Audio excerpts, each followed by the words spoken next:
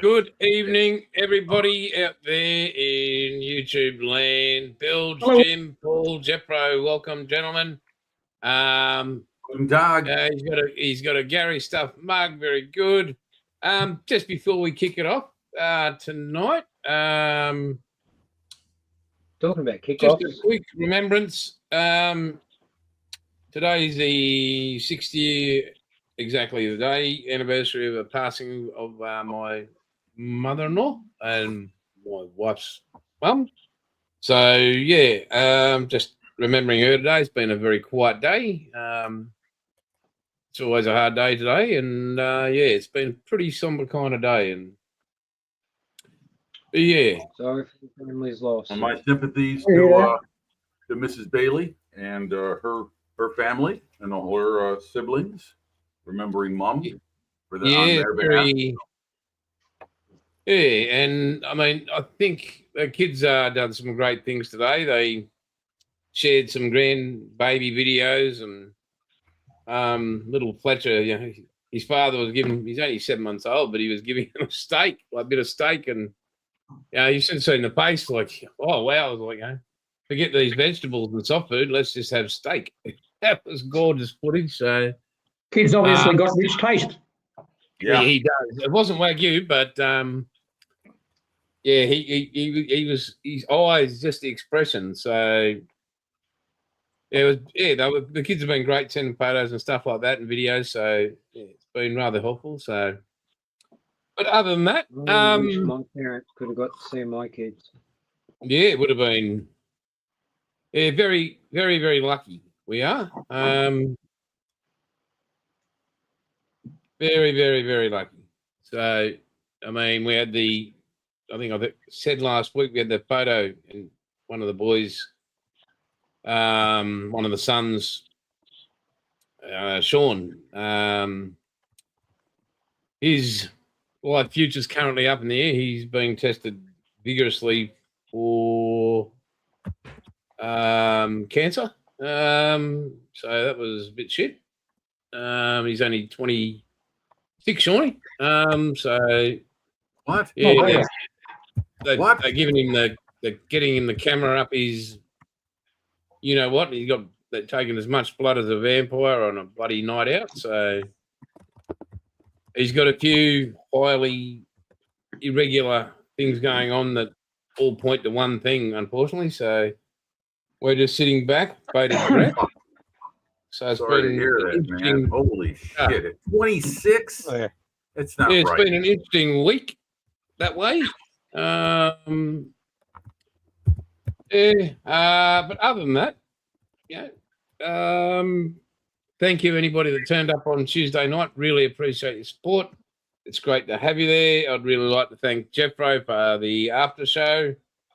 Chat on the phone. I think it was about 11:30. Called a bloody. It was a marathon. Yeah, I think it was quarter to 12, mate. No, it was after midnight we were talking too, wasn't it? Yeah. Yeah. So You lose track of time when you're retired. yeah, it was great. So I do. it was great, and I'd just like to publicly thank the brother, for that. Solid. But we're going to go to a man in the middle of nowhere, unidentified area 51 is easier to find because it's at least on the map. We're going to our mate Bilge. I'm going to let Jimmy take control of that and all that sort of stuff, so he can do the live crosses and whatever. So, Jim, you have the comms for that, mate. We're bringing up people, so Thank you. Which one are we going to? with that Bilge. The bloke where nobody knows where he is, but well, you know where he is. You found him. no. If you asked me to drive back there, mate, I couldn't find it. I thought I saw a kraken on the way. There we go. Oh, that's nice. Both doggies. Oh, dearie me. Well, unfortunately, the buffer is awfully annoyed at the fact that we let him win the last State of Origin. But besides that, 3/8 of all's been done, but I'm planning on trying to get the back section of the cockpit bulkhead done tonight. So the pieces are all there. I've done a bunch of dry fitting. Everything seems to line up. This is for the chopper, isn't it, Bill? It's a Sea King. Yeah, okay. But I'm not putting the big butt plug on it that the British had. It's going to be the Red Kangaroo. So that's what I'm working That's on. going to be a shock. This work-wise this week has just been, oh, come on then, Nate. Wait. Well, up.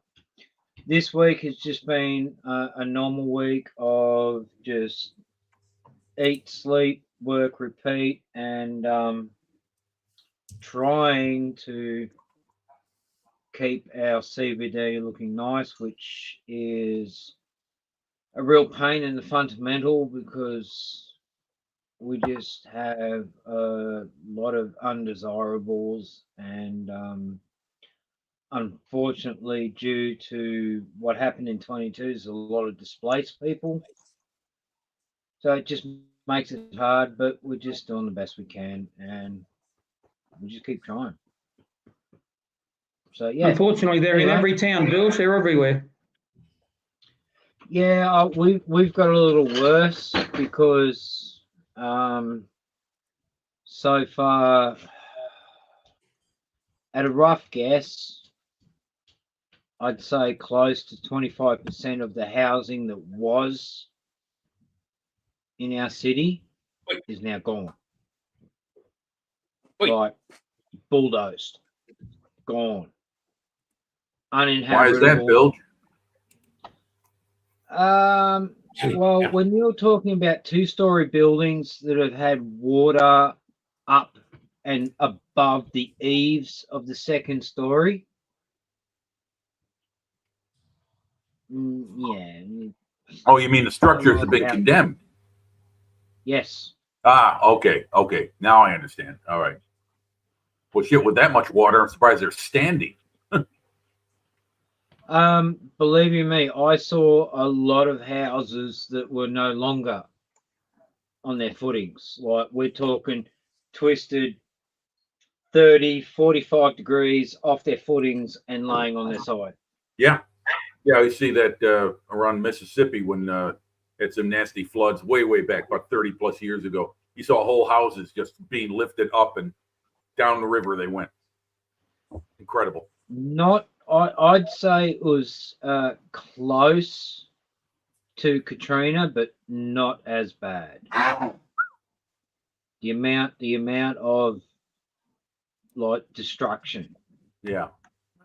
Because Katrina had the winds, we didn't have the winds, we just had the water. So how far are you off the coast?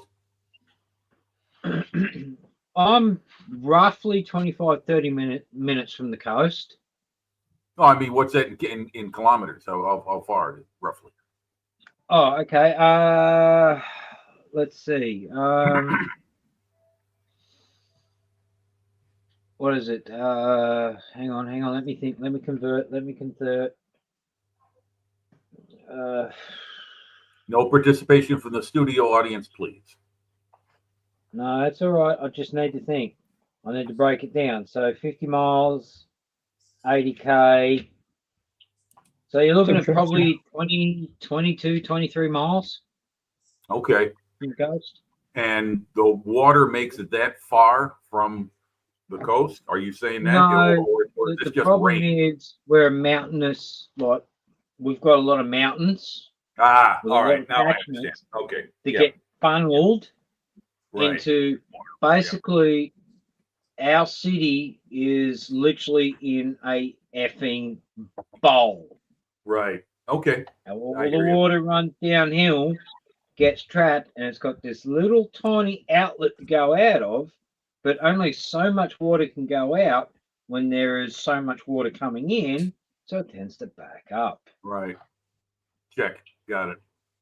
Well, sorry to hear that, man. That's a recipe for disaster, definitely. But on the same note too, 22 was a 1 in 500 year flood.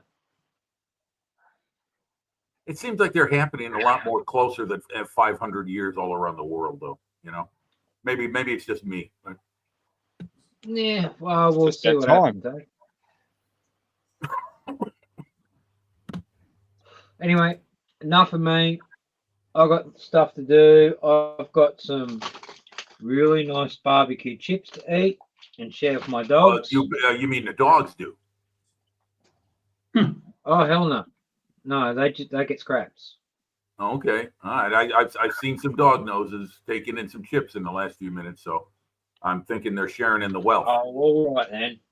Kaya, come on, up. All right, come on. You want it? You want? Come on, up. I know you want that. Come on, up. Kaya, come on. There you go. There you go. There we go. All right, Prefers back hot to you vinegar. guys. Yes, indeed. That's good. That's good. What a nice pooch. Okay. All right, who to next, Jason? Hang on. And I'll bring that back up here. Get rid of Bill Joe. Let's go to Paulie. For me, Mr. Price, Yes, Jim. you have the And con. it's just for Mr. Price was my father. Well, I was speaking in naval terms. Right, I'm still working on the Greif. Oh, Paul, before you go any further, I wanted to ask you a question. I put it in somebody's live stream chat. Do you have or will you build the Achilles, the 1/16 scale Achilles? Don't know if I will. Okay. Go nice next to I've your got the M10. M10. Yeah, 'cause basically the same as the M10. Yeah, but it's got its differences that make it unique, especially the 17 pounder. It's a bit Yeah. of a heel, isn't it? Yeah. We'll let you get away with that one, Joe. So the radio's in now and Jurgen's in to drive. Jurgen, that's his name. Yeah, Erwin and Jurgen. Jurgen Stumpf.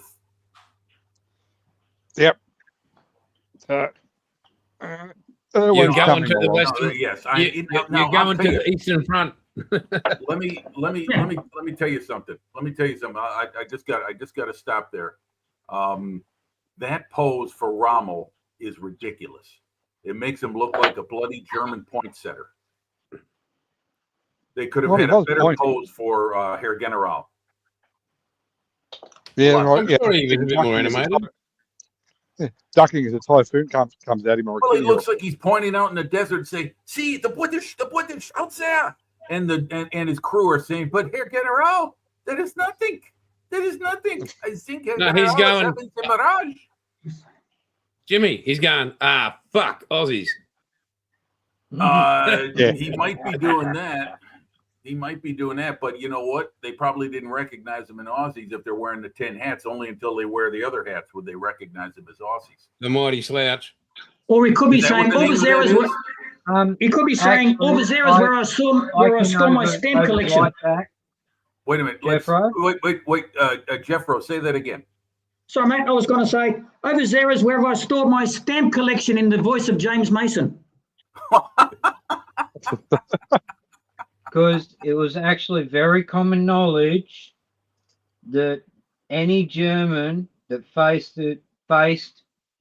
a Australian front line had the highest number of medical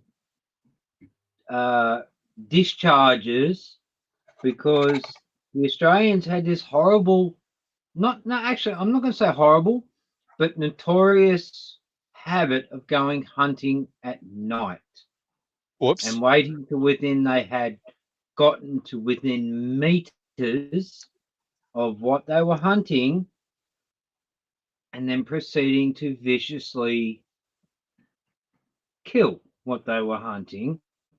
And yeah, it only ever happened on the Australian front lines. And it made Well, you you weren't there to them be fucking courteous. Back to you, Paul. Yeah, so basically I'm still playing with this, and I'm thinking of a Panzer III next. That radio Not gear is bad. very You're going total Africa core on me here. Oh no! Wait. Are you going to It's do a nice radio set. Going to do a Western is very Desert crisp. Panzer III, or are you going European theater? Africa core. All right, there you go. That's it. There you go. Yeah, there's that 16 scale collection that the TACM and Andy's hobby headquarters are collaborating on. They really need to broaden their horizons and go for a little bit more. Add a few more British vehicles. They've got a lot of American and German stuff, but they don't have much in the way of British vehicles. I think the M10 and I mean, I don't know. Is there anything else? I don't think so. The Achilles, the Stuart. Well, not by TACM. What have they got? Hang on. Is that the Kiss or is that Trumpeter? Yeah, I think it's Trumpeter. Okay. All right.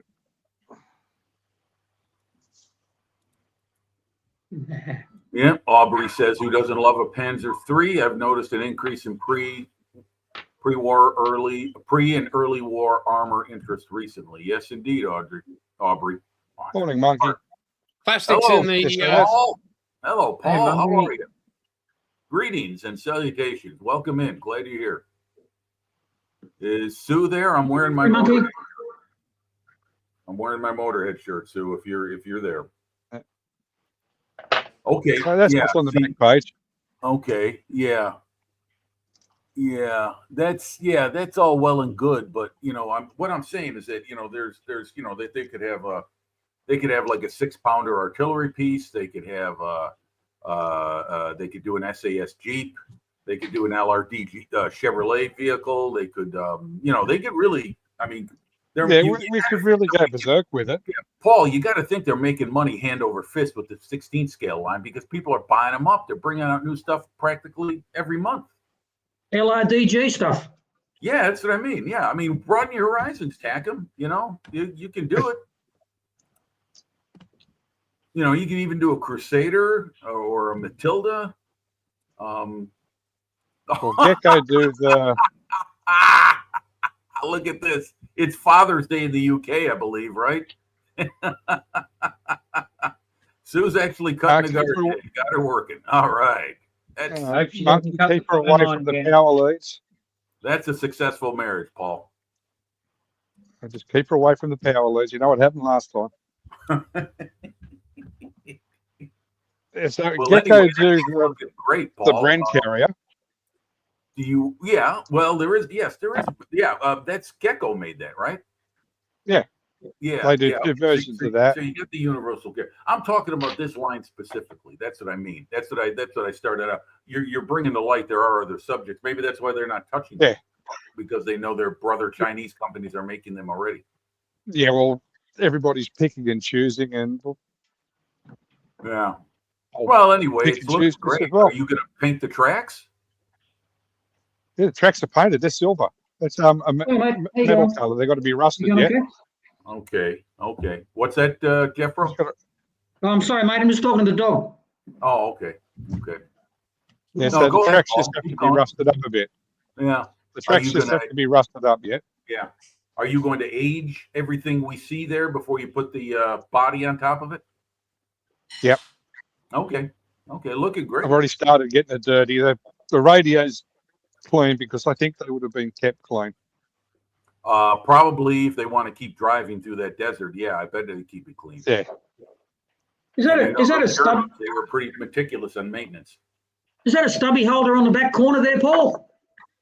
No, that's the filler Oh, cap. definitely. It's got to be a stubby holder. No, you got to put the radio on top of the fuel tank. You can But still have a that's why stubby you need holder an on the radio. electrical signal over petrol. Yeah, that is a Yeah. big radio, man. Wow. You could probably reach. It's actually the limit 3 there. radios or 4 radios. Yeah. Let's see, in. Yeah. Very good. FM, One that AM, goes under the shortwave, dash, yeah. medium wave. Yeah. Yeah. Yeah. Can you pick up the BBC on that, Jurgen? Probably. Probably. All right, let's head to young Jeffro. Oh, shit. Here you No, come. Jeffro. You took me by surprise as usual. That's my job.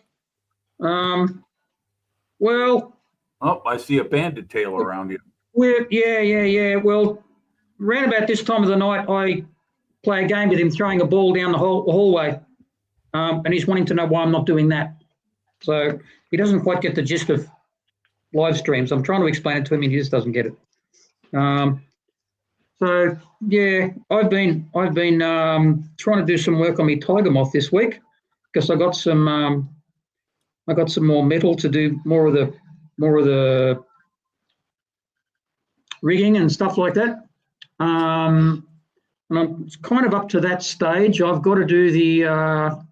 I don't know whether I sort of had it in my head that the main rigging would be thicker than the stuff that's goes between the struts, and so I used 0.4 for that, whereas for the other stuff I use 0.3, and I still think it's a little bit too thick, but the hell with it, I'm not going to change it.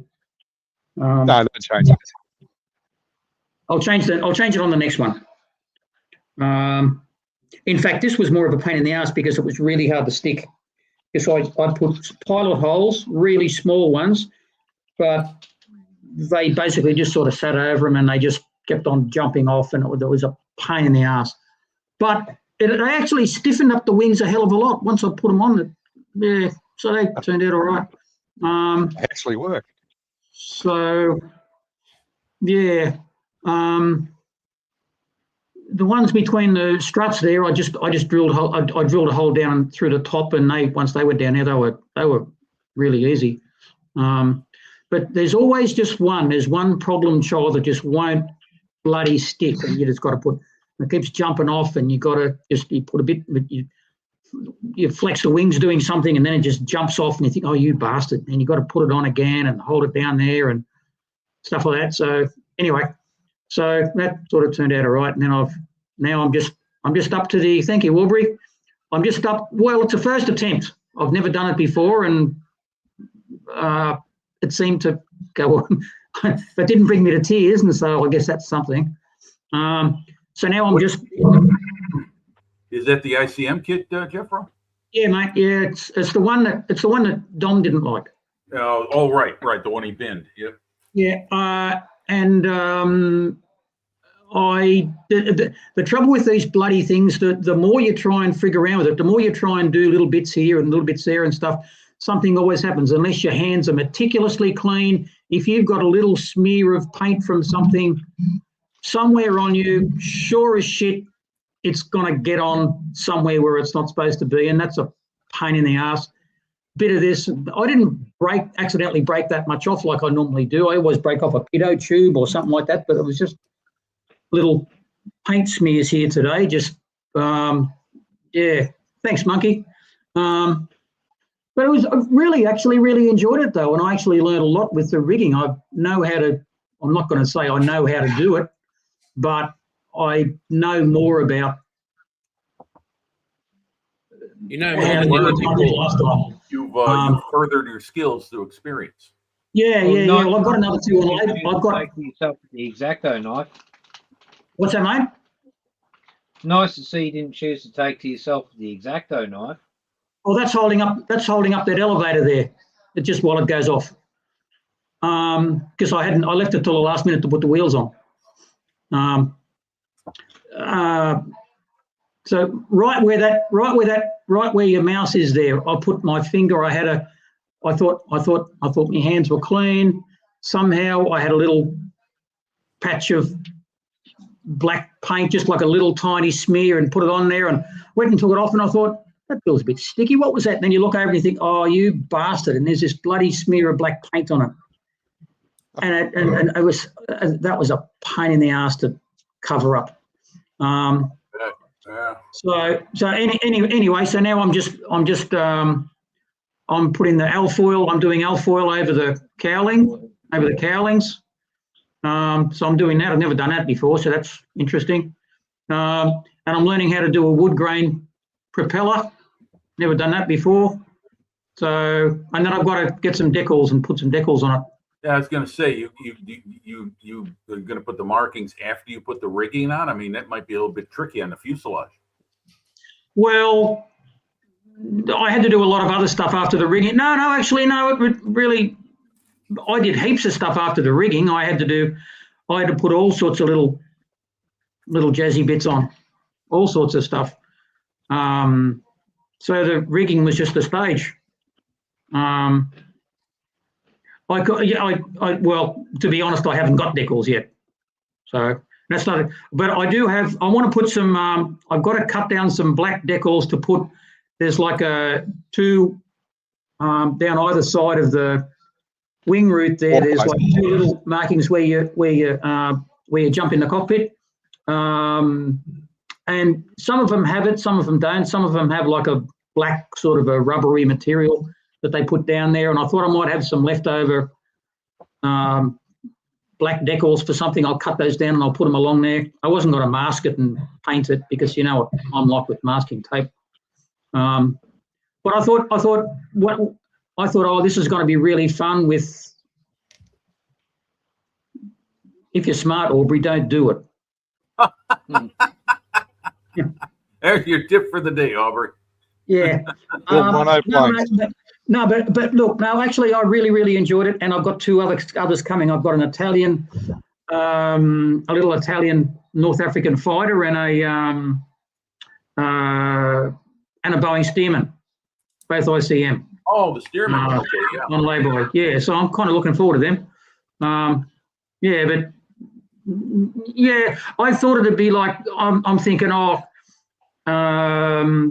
because I had to be ultra careful with those struts when I put those on, and then I put the wings on the top, and I thought, oh Christ, this is going to be painful. This is really going to hurt. And actually, I just glued up the middle four, and then just sort of glued the four outer ones independently, and it was fine. I didn't have any trouble holding them up. It was really not nearly as painful as I thought it'd be. So that was kind of a relief. So, yeah. Well, absolutely stunning work, mate. Well done. Thanks, man. I've got to put a coat of flap over it too, so it's not so shiny. But yeah, for the moment, yeah, it didn't turn out too bad. Other than that, just looking after Kath this week. She's getting better every day, but still, it's like 4 steps forward and 1 step back. So it's, she still suffers from pain a lot, which is sort of hard to control. It's difficult for her. Sorry? Is that your nickname? What? Pain. Yeah, could be. But it's difficult for her to sleep comfortably, and so that's sort of, all she can really do is just sort of rest and get up and walk around a little bit. And then when it starts to hurt, just sit down for another hour and watch more TV and get up and walk around a bit more, and off to physio a couple of times a week. So, that's it. That's it. Golf was golf. Other than that, back to you in the studio. All right. What are we going to now, Jason? We're going to you, mate. We're going to you. I'm here. Yes, this is the week that was in modeling. That's the key 15. That's the wings glued together. That's about as far as I got with that thing. So next step is to join them. But before that, got a few little sub-assemblies on both the fuselage and the wings to do, and a little bit of filling and sanding. And, that's how airplanes go. The rest, the other 4 images are going to be, thank you, Aubrey.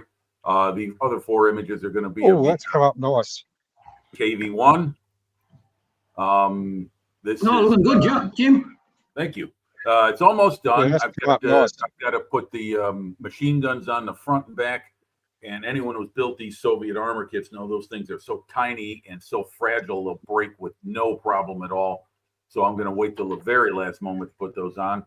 The hatch on the top of the turret, and I got to cobble together a tank crew Thanks, Paul. Thanks, Paul. Thanks a lot. Yeah. And I've just been slapping that thing with weathering all over the place. Putting mud on dried mud on the lower suspension and putting dust on top of the vehicle, mixing all kinds of weathering products that I have in my stash, my inventory, and going at it and seeing what the result is. One thing I'm having a problem with, or not problem, it just seems to be eluding me, is that when I look at close-ups of tanks in the Second World War, especially Soviet armor, the hull and the upper superstructure and the turret all have this gritty, like chalky surface to them, and I can't seem to get that with that tank. Now you're looking at it through a photograph. I'm talking about looking at it in person. The dirt and dust you see on the upper superstructure in the turret, that's all weathering fluid. You know, like hello, Scott. Welcome in, mate. Good evening, Scott. But it doesn't have any texture to it.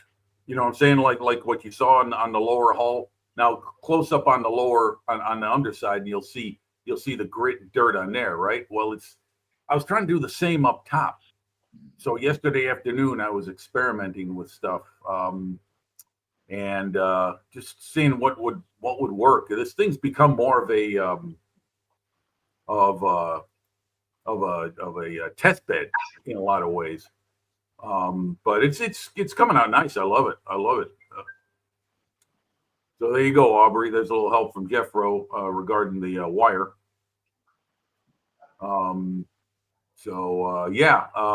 You go on to the next couple of photographs and you'll see that it's just a dusty, dirty vehicle, which is what I wanted. And I think I'm done as far as the weathering. You see the spare track links on the rear fenders right above the drive sprocket in the back, and you'll see that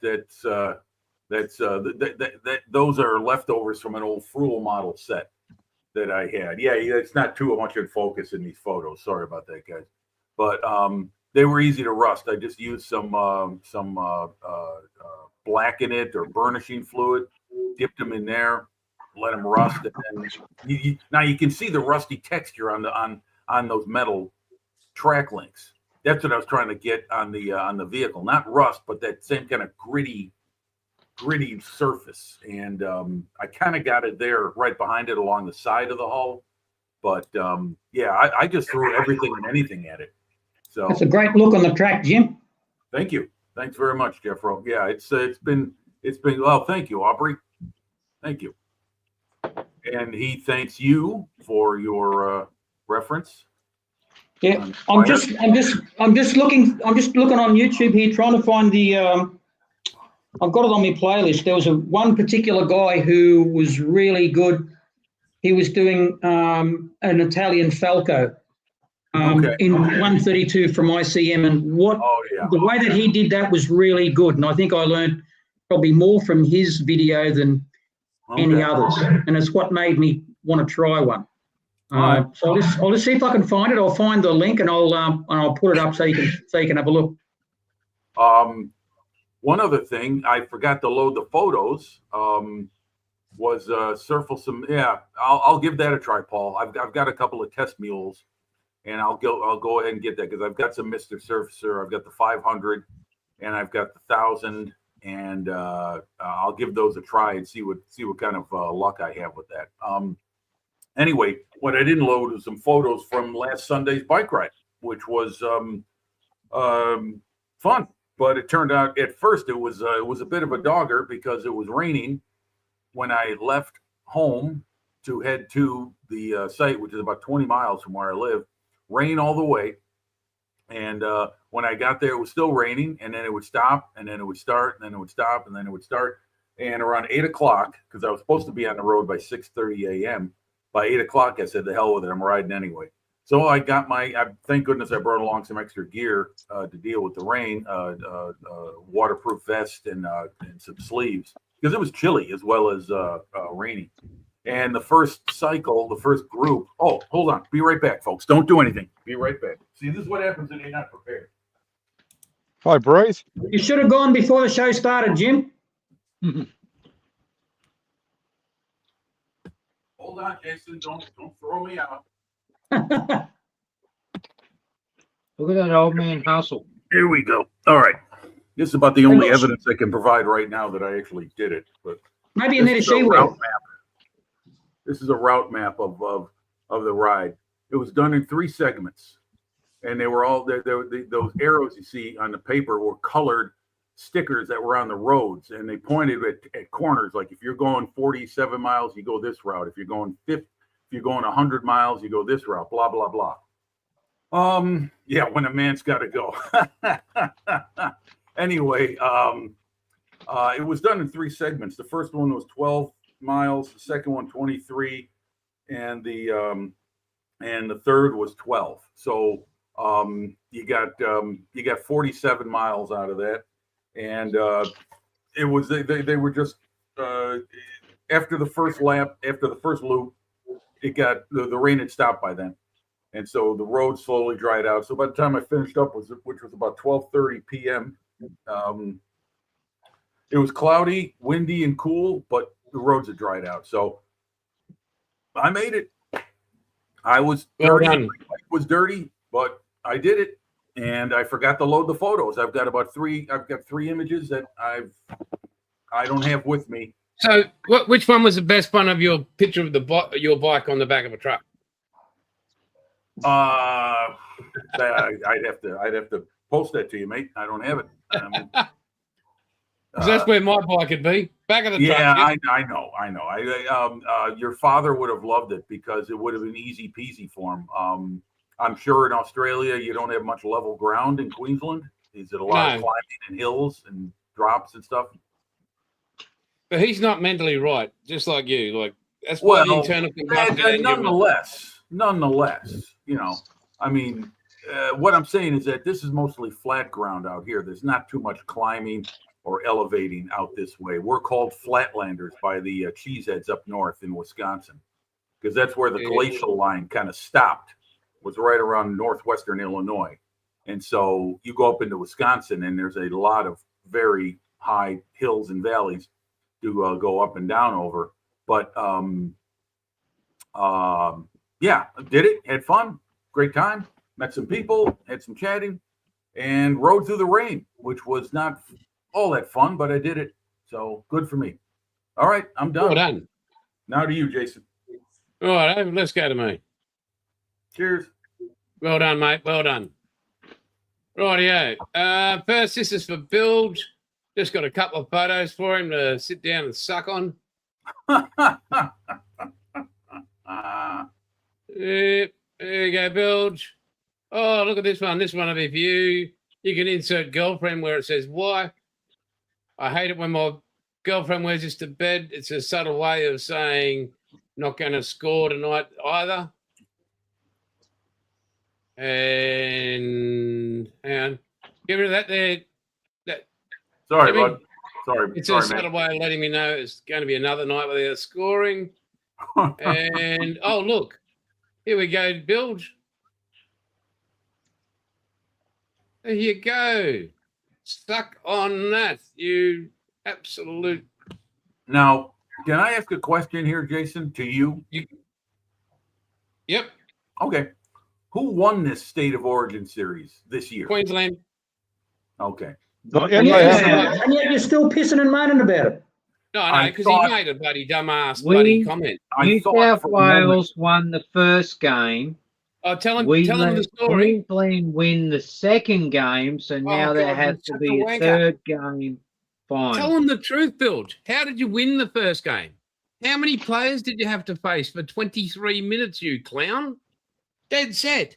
Don't let me get upset. Oh. You can wait okay, all you like, Jason, mate. You've got a Jason. vlog. Jason, all you got to do is say to yourself, serenity now, serenity now. Oh, yeah, I bloody hate that wanking spirit they've got down there. Well, wait a minute. You guys won, and you're the one grouching and Because he said we let us win. Like after they got flogged. you know Beaten what you senseless. sound like? You sound like an angry headmaster that the student he didn't want to have passed. That's right. Absolutely. God bless us Got all. it in one, Jim. What's that, Paul? Got it in one. I'm an angry man when it comes to loyalty and passion. But anyway, let's get back to modelling. Overly So, needy, I think. Anybody that saw that wasn't from this country has no idea what state of origin in what is No, about. I don't, but I'm Understand learning. there's two It's things. obviously very emotional to someone. Yep, there's two things in life: breathing and state of origin. There we go. Okay, so I have completed. Oh God, you still talking about crap? Right. Okay, I'm not sure how good these are going to come up, and I have to be very bloody careful with them. Just going fishing. Right. Okay.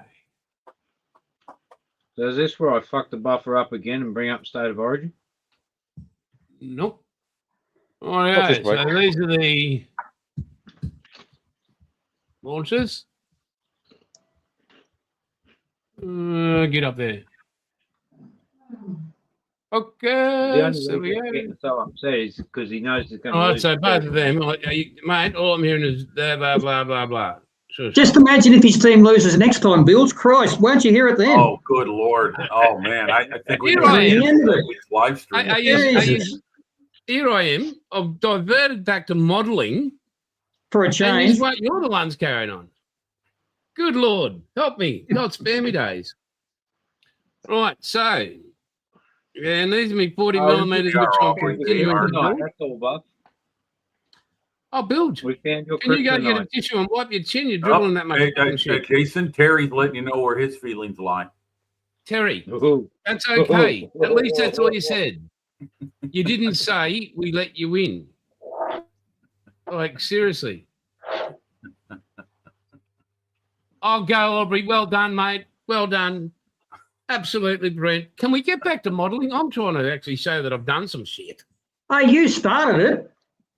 Yeah, but I Well, digressed. we- I came back. We I went just want focus. this year's state of origin to actually be something interesting. So, Oh, yes, good we God. won the What, first instead of game. Queensland We winning let all the you time? win the third game. We're gonna Oh, you- think. Oh, you We're gonna God. think. Let you think you might win the You've had so many beers third tonight, Bill. game, You don't know what you're but saying. then we're just gonna pull the rug straight out from under you, walk right Oh. over you, spit on you, Bill, call you our bitch, and then go to the end. Bill, I'd get your medication checked. You're off your rocker. That's it. You're tripping, sunshine. Oh, But hit him anyway- with your handbag. Ah, that's it. But anyway, so I'm back to those. They are very, very tiny. So here's the head of the I tweezers. enjoyed that. I needed a good And one. there's, I compare that to the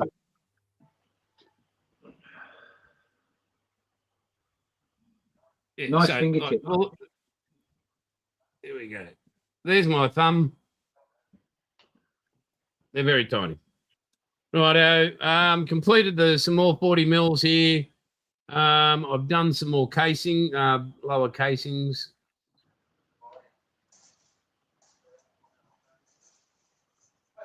With the seats and the pedals.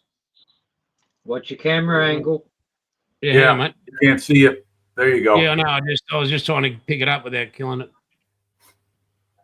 Come on, you little bitch of a thing. There you go. Got it. Perfect. Woo, that's nice. Yeah, so Very there's 15 of those little fuckers. If only Um, Queensland could get their game that tidy. and Oh, Jesus. God, Bilge. Serious. But anyway, so I've done another couple of shields here. So I've got 5 more of these to do of the bottom lower frames. Then the gun boper holders there, the rest of the shields, and then, yeah, these will all get painted.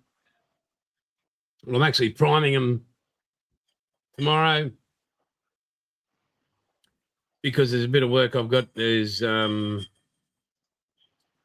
these are painted a navy blue, and the recoil is painted flat black. So yeah, that'll be the second lot. I mean, the whole, it's got a bit of paint on it at the moment, but yeah, so that's what's going to happen there. I believe this is a so this is a completed one without any paint on it.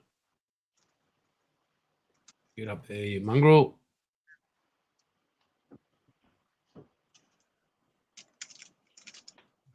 Oh, Aubrey's got a question. I use Outlaw Primer. Well, you got like what, a vat of it or something? Yeah, I do. It's got it on tap. I still know how to make that in my head. So, Oh, you still have all I the, think we managed- the hardware I've- for the paint mixing? so he just I've knows got what he needs. in He my doesn't head, I tell know his missus, but he exactly knocks it what- up in a neutral board. Oh, Yeah, so it's in my head, and yeah, I'm ready to rock and roll with that when I need to. I also use Mr. Hobby 1500 and Oh, hello, the Chunk. leveling thinner. Chunk is in Hey, the Chunk. house. Yeah, that's great stuff, Perfect, Jason. Chunk. That's what I use. Yeah, so depending on what what surface, I used I to will- hit with just a light dusting of etch primer on my photo etch. so my etch primer is just actually a metal etch primer, which I dilute a bit. It's just an auto etch primer, which I knock back 50% so it doesn't dissolve photo the etch. plastic. The plastic but so I whittle that back down, and I've got my That's the cheap. depending on how much I've got my formulas in my head, and I just know where I'm at with that. So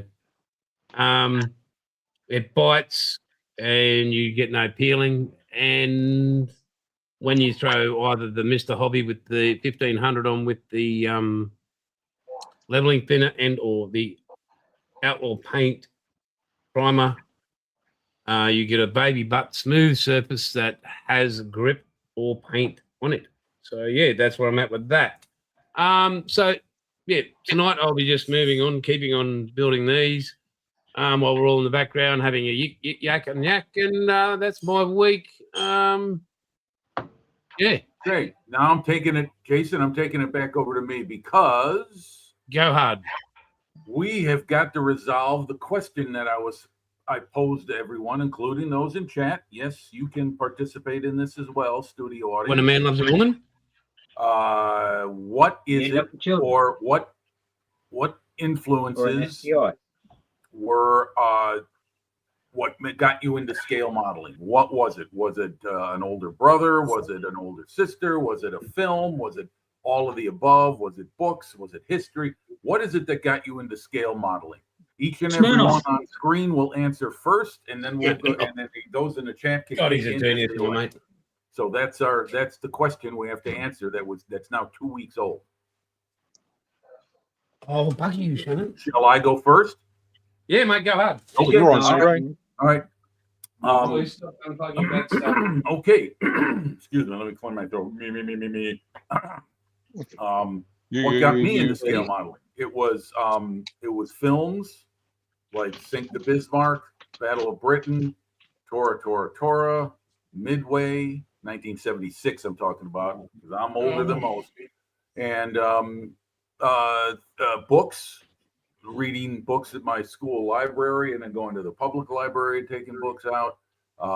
Models built by my older brother and his friends. They built race cars and things, but my best mate started building models before I did, and he was building jets, military jets, like the F-105, the F-100, the F-4 Phantom, and in 1/72nd scale. So I went and bought one myself. Of course, my first model was the quarter scale Hawker Hurricane, which is made by the now defunct company Monogram. But that was my first model kit, as I best can remember, which is a long time ago now, 50 years. But that's what got me into modeling, was the variety of influences.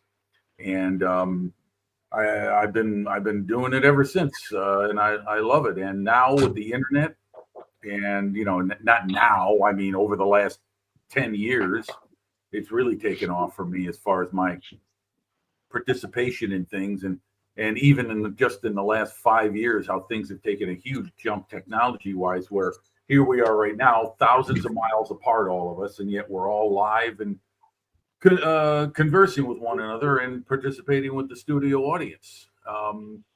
That's what got me into scale modeling. Good question. Aubrey says, my dad used to build World War I biplanes. Think I received some kits around 6 to 8 years old. Okay. You remember what kits they were, Aubrey? Were they plastic kits? Were they balsa wood kits? What was it? And do you remember the kit makers? Let's go to who's ready. I'll go to Jeffro. Here you go. He's never ready, so we'll go to Jeffro first. No, I'm ready. All right. Well, my parents separated when I was. Everybody's a critic. My parents separated when I was 10, and so I used to go and visit my dad every school holidays, and he worked in the post office. He was gone from like bit after 8 every morning until 5 in the afternoon, so I had a lot of time to myself. And so he used to buy me model airplanes. He used to spoil me rotten. You start off with just like everybody else, you start off with the Airfix 172 little bags, and there's those, and then we progressed up a little bit bigger, and mostly 172 though. But you got all the classic Airfix ones, all the bombers and everything, and then mostly a lot of Frog, a lot of Revell, probably mostly Airfix though. And then I was doing those up until I don't know, maybe I was about 17, I suppose, 16 or 17. Then other things sort of took over, and I think I might have dabbled in a kit maybe when I was up into my 30s, maybe 20s, maybe mid 20s. I might do the odd one. I remember doing I did a Tamiya Sherman. I did a German half track with a quad cannons on the back. And then, just like all the rest of us, we all go off and do other things for a few years. And then since I've retired, I've kind of gone crazy, really. A bit more of a disposable income, I suppose. And there's so much more technology these days. Kits are getting a lot more complex and complicated, and you've got the time to learn how to make them and how to get a good result and stuff. You can, I don't know how a little kid can just start a kit these days and hope to be able to, Well, that's why they got the starter kits. As much as because there's I don't know if they even still make really basic kits for kids these days, because they do. Airfix kits. Yeah, the together starter kits. kits. Yeah. well, Papa builds them all the time. I suppose I'm really, really enjoying kind of not really overly complex, but just I'm interested in trying new things. Like I just did a biplane. I've never done that before. Just it's kind of interesting to have a bit more time so you can learn new stuff. Okay. Up until Jason generously donated me a couple of airbrushes. I'm learning how to use airbrushes, and I've got a lot more time and really enjoying it. But started off just like everybody else, just when I early teens, I guess, and Dad had lots of war books that I used to read and look at, and just learn more. It's like anything. If you get into cooking, you learn more. You get more cookbooks. If you want to learn more about models, you read war books. You watch war stuff, and so you just learn about it. You learn about military history. You learn about all that stuff because you're interested in it. And I've just always have. I've always stuck with. I always have. When I was a little kid, I could pick any airplane out in the sky. I knew what they all were. Planes. That's good. Yeah, it's That's just good. always been an interest. And I've always been interested in military stuff, aeroplanes mostly, but yeah, it's just always been a bit of a thing. Yeah,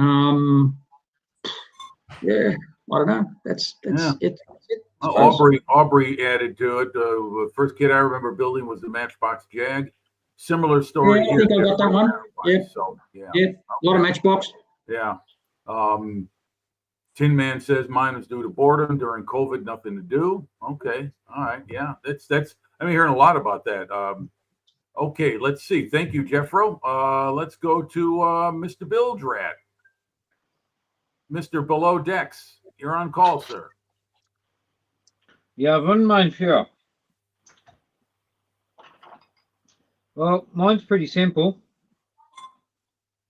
When I was still wiping my nose on my mum's dress, my old boy took me to Ballarat to the Eureka Stockade. And he got me a booklet on a very famous person from that area, namely Ned Kelly. And in that booklet happened to be a card build kit of his childhood home. And I built it. And it actually Could you repeat that build? You froze for a second. Right when you were saying what you were going to work on. It was Ned Kelly's childhood home in the form of a card kit that formed a diorama. Okay. Thank you.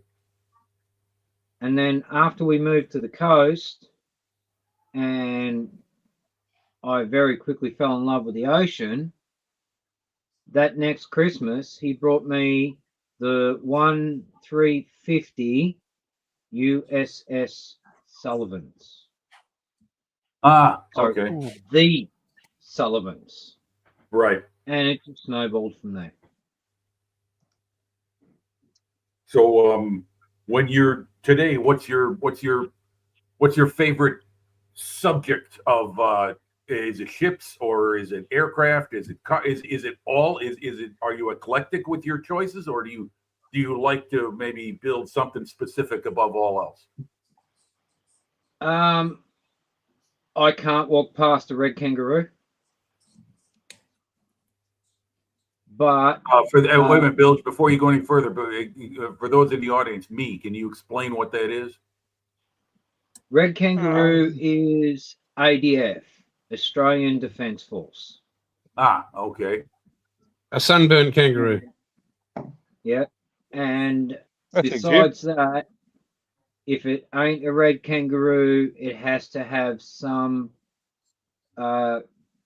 particularly ship-wise, if it has historical. Nautical.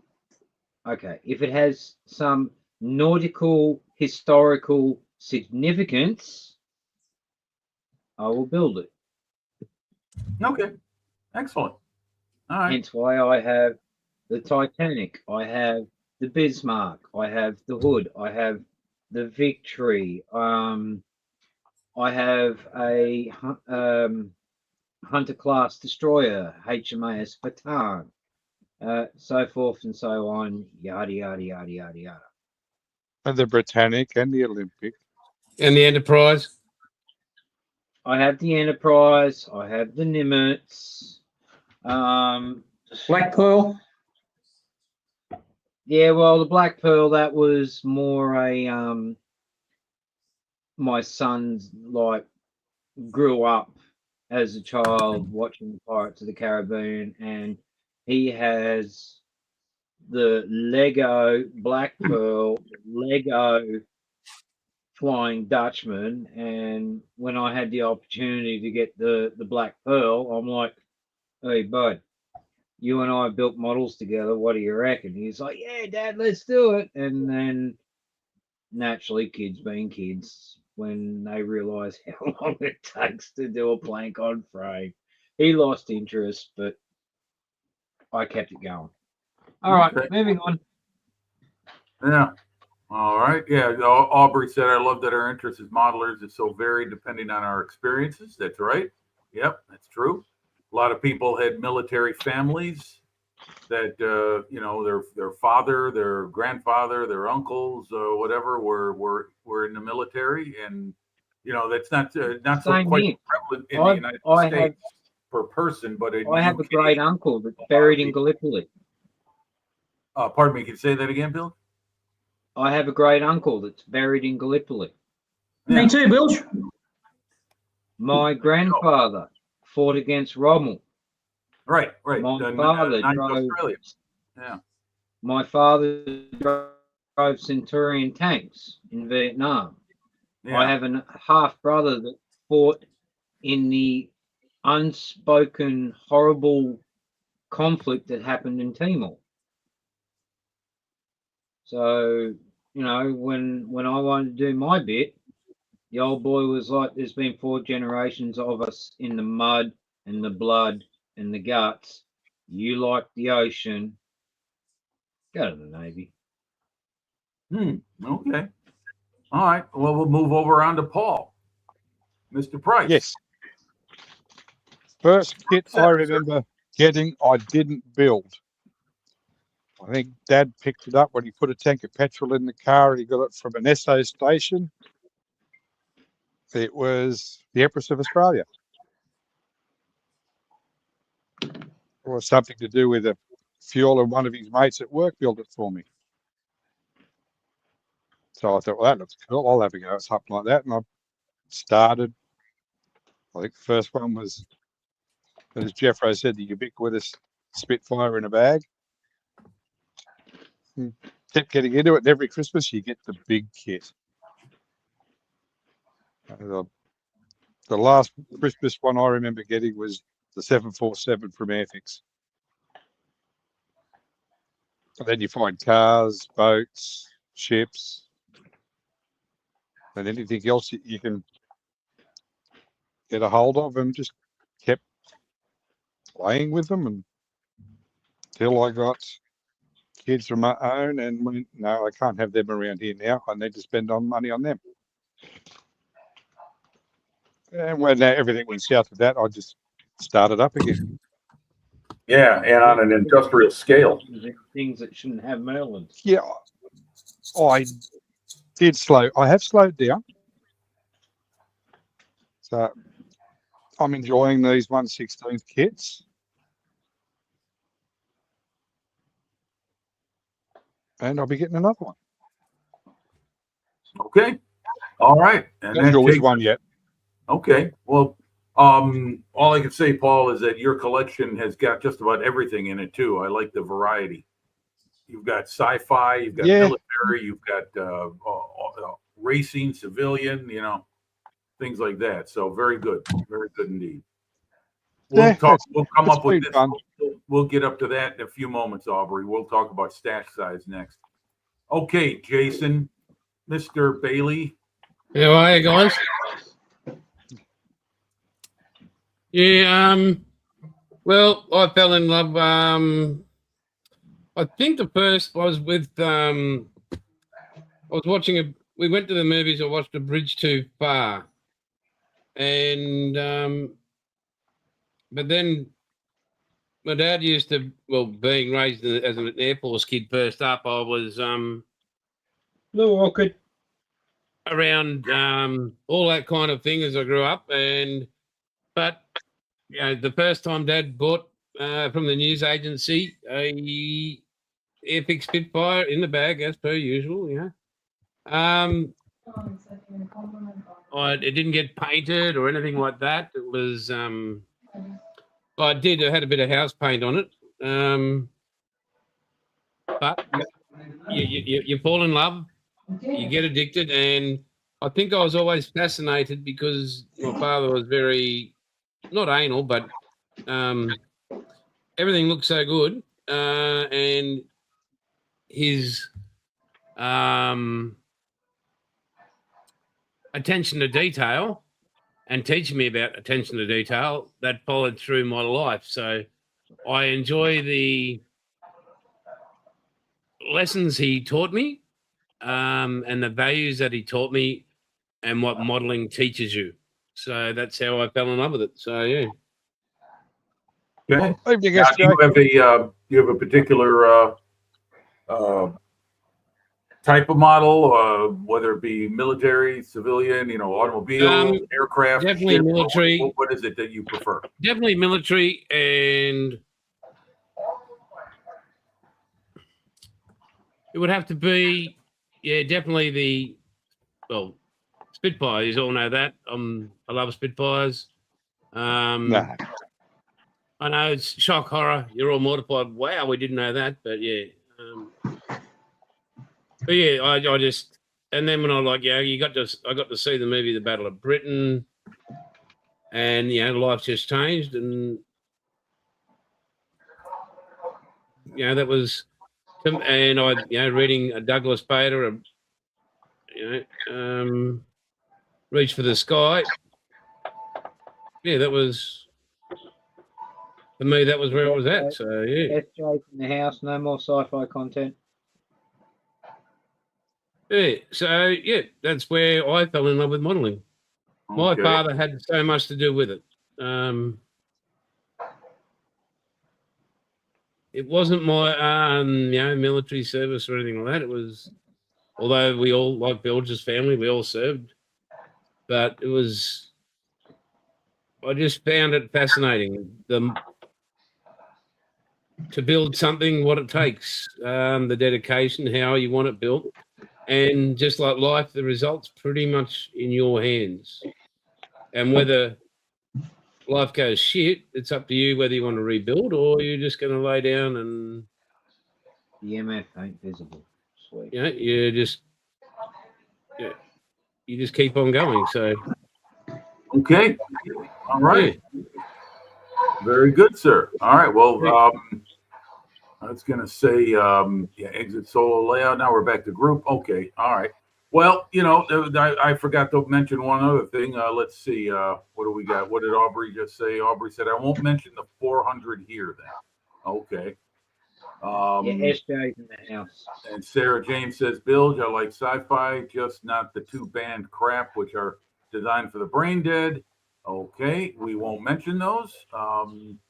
Well, Yeah, I I should say was making sure that the MF ain't in the background because I can't afford a bottle of Malibu. So, Sarah Jane, the question is, what is it that got you into scale modeling? What influences in your life as a youngin' brought you to start building plastic kits? At what age did you do it? Just a general question of like, what is it that got you started? So, if you want to kick in the chat with what you experienced as a kid that started you, or was it recent? You start like within the last 10 years, you start during COVID. We had one answer earlier. Was a Tin Man said he did it during COVID because there was nothing for him to do. There you go, Bill. See, you got a fan.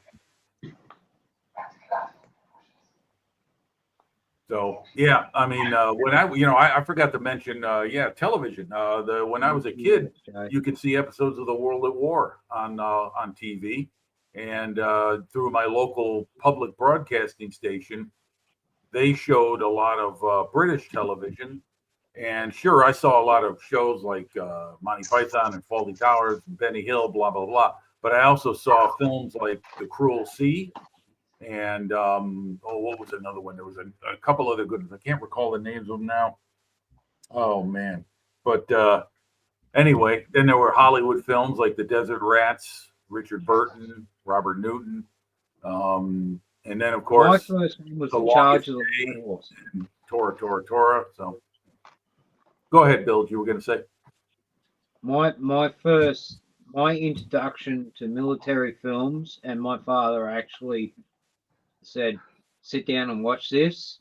And I didn't realize until I learnt later that his division that he was in was actually part, like, when the Light Horse was disbanded and they become mobile armor, that they were the like passes on from the Light Horse. So the first film I ever got to see was The Charge of the Light Horse. Okay. Charge of the Light Brigade? Light Brigade, but we all know it as The Charge of the Light Horse. Okay. Wasn't 40,000 horsemen, Bilge? Yeah. Yeah, I saw that film. I don't know what you're talking about with Trevor Howard and John Gielgud and Where they take the Sheba. it's been a long time since I've seen it. I only seen it once, but it was a good film. Yeah, the last cavalry charge of modern warfare. They filmed that in the Stockton Sandhills, north of Newcastle. What did all Really? the four-wheel They did drives that? do that weekend? They did that in the United Kingdom? No, in Australia, in just north of Newcastle, about 3 hours north of Sydney. Oh, okay. There's a Well, here's big Sarah series of James. sand dunes there that they filmed it in. So she says, long story, started around 4 years old due to being bedbound due to severe asthma. Oh, sorry to hear that, kid. Did lots of puzzles and dad got a kit and built ever since. Never lost mojo or had a break from modeling. Okay, well, good for you. Good for you. No, I think it Good. builds are so good. Yeah, and yeah, you Yeah, did some play great practice. work, and my compliments. So Thank you. yeah, I mean, television and films definitely had an influence on me. When I saw those models in Sync the Oh, Bismarck. nice. See, by the time I had already read the book a couple times, the one written by William L. Shirer, Pursuit of the Bismarck, or The Sinking of the Bismarck, I should say. And I'd seen the film a few times, but by the time I read that book like 2 or 3 times, because I got it out of my local library, I was able to identify all the ships in the film, all the models that they built. And I tell you what, you go back and you look, and they are remarkably accurate renditions of each ship. You could recognize the Dorsetshire, the Norfolk, the Suffolk, the Prince of Wales, Rodney, of course, Bismarck and Prince Eugen, and Hood. So yes, it was that was a very well made special effects film. You call it what you like. You want to laugh at stuff from 1961? Go ahead, but that's what they were working with back then. So anyway, yeah, that was one film that definitely influenced me, because when I was younger, I built a lot of warships. I built a lot of what they call box scale warships back then. They were, whatever box, that's what they scaled to fit into. So I built aircraft carriers and battleships and cruisers and destroyers.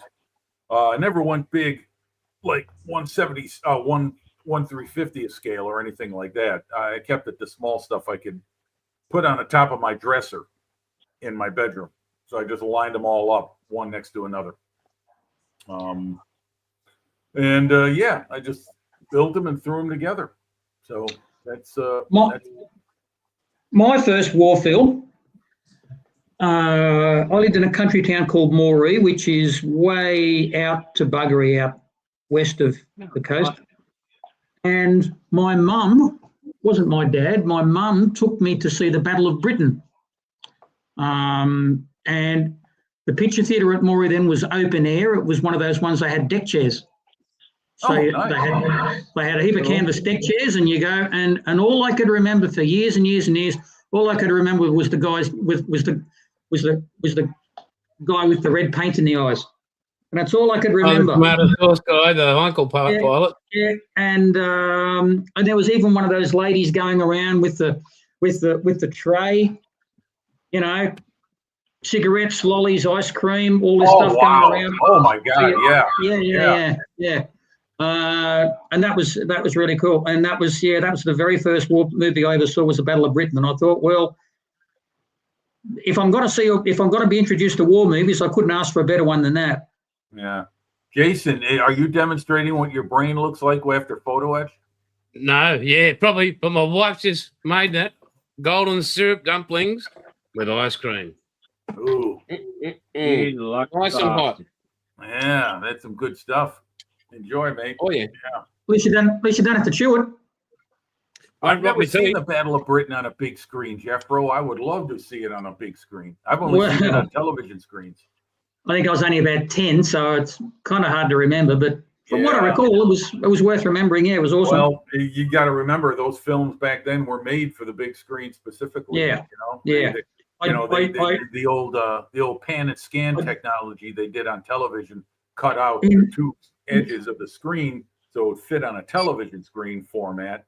So you lost a lot of what was going on peripherally until you go see the film on something proper, or they what do they call it? Redigitize it or whatever it is. The process that they're doing now to restore old films Yeah. so that they're watchable on modern day television, which is, as we know, the screens have improved.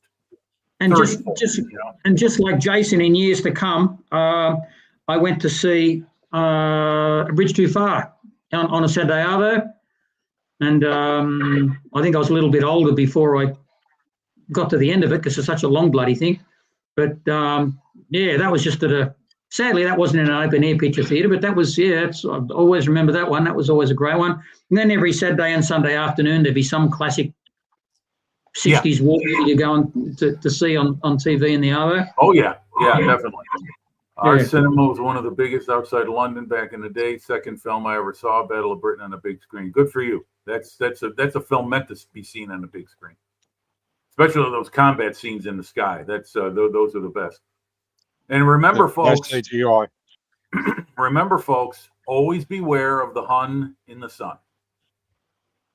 Mm-hmm. And no CGI. That's right. Yep. And let's see what Aubrey said a little while ago. Any possible here? I worked at the model shop in the Yellow Pages advert from the late 80s.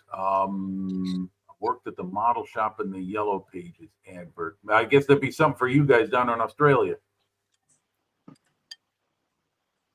Hobby Yeah. Co. Shouldn't say Yep. far. Can you help us out with a little bit more information on that, Aubrey?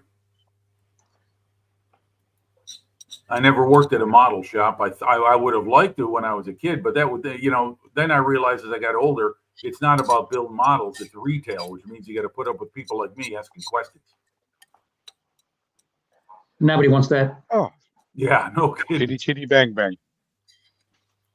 Yeah. I remember that one. Chitty, Even had chitty. the halftime break to change a film rollover. Ha ha ha. Yeah. Yeah, well, we're not far apart, Sarah Jane. So you and I are probably the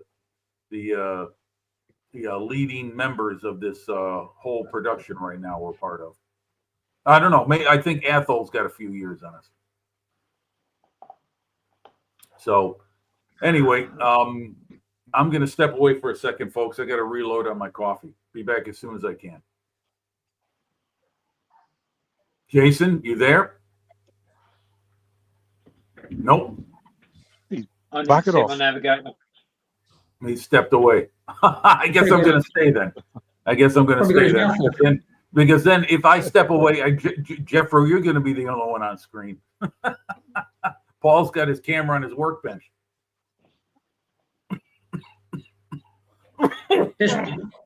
Desperately trying to think of something interesting.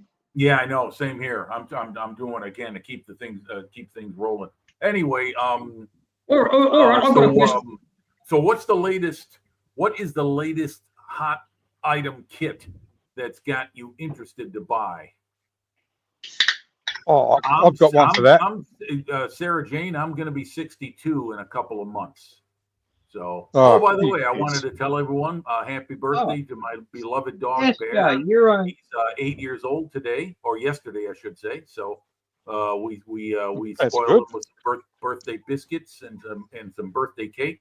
So he had a I wonderful day. just reached her prime. She's like a beautiful, fine port. Let's see. Beautiful Aubrey season. says, "Yeah, story. Autocorrect stuffed me up. There is a famous English advert filmed at the model shop I worked at." Oh, okay. All right. Okay. Thank you, Aubrey. Okay, thanks for clearing that up. Thank you very much. A famous English advert filmed at the model shop I worked at. Cool. Very good. I don't know what that is, but Yeah, you can I'm tell looking. us. kit I'm looking forward to is the new Edward kit. Sorry, new what? New Edward kit, What, the Catalina? the 148 Catalina. I've got that already. I've got the Ooh. Pro Modeler version of it. Because that's what that is. That's Go on, the old monogram Revel Pull kit it out, from the tease him 90s. with it. It's a great model. Yeah. It's a great model. And you're going to get a shitload of markings and, Pull it out, and, back it on and the photo bench, etch to go tease him along with with it. What's that, Bill? Now, we were talking. He wants you to I'm tease saying, me pull with it out, whack it on the bench, tease him with it. I got to dig it out of the closet, mate. I don't know what box it's in. It's buried. Put it that way. Because well, it's a they big were- box, it's always going to be at the bottom of whatever box it's in. Whoop, whoop, Yeah, whoop, they were teasing this morning about the MPV kit that's being released soon. They have a 132nd F111C. 1/32 scale F111. That's going to need trouble its is own it's all hanger. resin. God. It's all resin. Oh, okay. yeah. Jeez.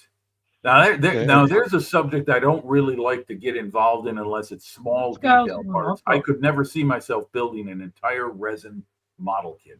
It just looks No, too No, complicated. no, and I can't even handle a cockpit. And I don't like that. I don't like that Yeah. resin dust all around me. I don't care how safe I Yeah, am. oh, with it. Mask, gloves. the thing I'd worry about it, Jim, is it's supporting itself. Yeah, I know. Yeah, No. the fragile landing gear. And white metal doesn't help either. 3148. Bilge, Sarah Jane's got a message for you, Bilge. Bilge, I've not aged like fine wine, gone to vinegar is more me. And Oh, so Aubrey worked at Beatties were Beatties. huge. Yep. Vinegar's got a lot of uses, Sarah Jane. And Oh, let's Sarah see, I'm Jane's interested. not a- Sarah Jane's interest in the new upcoming kit is the BMAX 112 Porsche 917 Longtail. Okay. Ooh, Okay, the anything car that Porsche got race banned. car gets my interest. I don't know much about racing. My brother was the gearhead. He was the born gearhead. He knew all kinds of racing, the categories, and what. The F1 917 was the famous one that was got his banned, favorite. Jim. Pardon me? The 917 is the one that got banned. Oh, okay. Well, I still don't know what it looks like. So if someone has a photo we can post, go right ahead. Let's see, do I have one? But anyway, I can't say there's a particular kit I'm looking forward to because there's so many and I don't really need to buy any more, yet I do. Wash your mouth out with soap. Longtails are basically used at Le Mans. Oh, okay. Okay. All right. Thank you. It was the only way to keep them stable. What was that, Paul? It was the only way they could keep them stable. Oh, you're going all staticky. Check your mic. What do we got here? Jim, if you've seen the film. Yes. Okay. The Gulf. Yes. My brother had I think my sister has it now, a die cast model of that. I know the one you're talking about. Yes. Okay. Yeah, sorry, Jim, I was downstairs. Okay. There you go. Yeah. Now you're coming through loud and clear. Yeah, Hang on. he's Get you to share. That is an awesome car. Yeah. It just looks cool. It doesn't even have to. It doesn't even have to drive, and it looks awesome. Now, did McQueen do any of the driving in that film? I don't think so, right? I thought he did it all, didn't he? Yeah, he did. He did. Okay, because I know he wanted to in the film Bullet. He wanted to do the driving in the chase scene, but most of it was done by a stunt driver. Yeah, it's the case, Sarah. Only the close-up shots had him in the car. Yeah, the insurance company said no, we can't afford to have you in an accident. But Bullet was I think that was his first big film. He used his influence to get a shot on location in San Francisco. They originally wanted to do it in studio, and he said nope, I want a shot on location in Frisco, and they did. And that's one of my favorite McQueen films. Let's see. McQueen did drive, but not in the race. Okay. All right. Okay. Yeah. Yeah, because that film was his baby. That was his that Le Mans film was his film. He wanted that thing done just the right way, and he had enough influence in Hollywood at the time. Let's see, they had permission to use a car with cameras in the actual race to get footage, though McQueen drove the cars after the event. Okay, all right. I think another insurance guy who reasons. Insurance reasons again. I think another guy who drove race cars was Paul Newman, if I'm not mistaken. I don't know if he drove competitively, but he was a gearhead himself. Raced NASCAR, didn't he? Newman? IndyCar. Yeah, I think he did. Car. And Oh my God, is that James correct? Garner too, I think, Paul. Yeah, that was Remember? Grand Prix. Yeah. Grand Prix, yeah. Okay. All right. I've actually got a We bucket actually list had that a we Grand never Prix do. film in the works. You can still see footage of what was done on YouTube. Then there was that other film with James Garner. What the heck was that called? Grand Prix. Prix, right? Grand Prix. Yeah. Yeah. That was like 1970, 1969. Yeah. Newman, Garner raced. McQueen did race in the BTCC. Okay. All right. Okay. Yeah. What have he goes there? Another gearhead. Yeah. Yeah. It's interesting when you you see these big time Hollywood and world known film actors and what their pursuits are when they're not in front of a camera. It's pretty interesting. Some of them, I mean, look at Bruce Dickinson, the lead singer for Iron Maiden. The guy's a total military head. He owns his own Spitfire, I believe. Yeah. He owns and operates it. He flies the damn thing. I've seen him drive tanks. I saw him driving a Centurion one time on a proving ground. Oh. There's McQueen was big into bikes too, Jim. He had a film called On Any Sunday, which is a classic. Yes, I remember With him that. and all his mates. Yep. Hey, Oh, big Palm. Palm's in. Palm Bill. Welcome, Palm. Evening Legends. Hey, a bit big Luke. late. Well, better late than never, Palm. Yeah, that's right. He wanted to do the stunt scenes on The Great Escape, where he was trying to jump the barbed wire with the bike, but they didn't allow him. They did some scenes. He did, obviously, because you can't mistake it.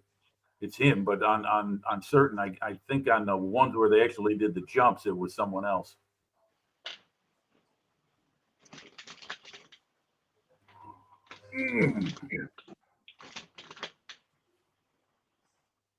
When they were approaching the scene where he jumps over the barbed wire near Switzerland, that the barbed wire is actually little bits of rubber, and they had everybody on the crew that wasn't doing anything.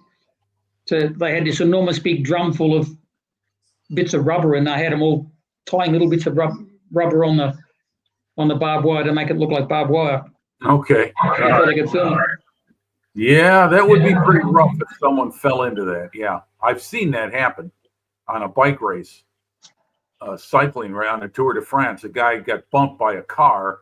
He got knocked off the road, and he went right into some barbed wire that was going, because they were riding along a country road right next to a farm, and he went right into the barbed wire. Whew, that was nasty. We've got a guard wire here on the side of a lot of our roads. It's just a series of cables, that maybe 5 or 6 cables going up from the ground up, and they finish about, I don't know, Any height? couple of, bit below waist high on either side of the road. And motorbike riders call it cheese cutter wire for Or devil obvious wire. reasons. Yeah. Yeah, it's pretty painful stuff. Oh boy, I just had something on my mind I was going to bring up. Oh well. Let's see. What does Sarah Jane say here? She says McQueen upset Mario Andretti when he beat him at Sebring. Ooh, I did not know that. Ooh, tell us more, Sarah Jane. Steve McQueen's my he guy. was that good. He's the king of cool, man. You know, Steve McQueen was what every school kid my age wanted to be in the early 70s. I reckon he was a natural driver. I believe he started in Hollywood as a stunt driver, did he not, or as a stunt man? I think so, but I can't say that for sure.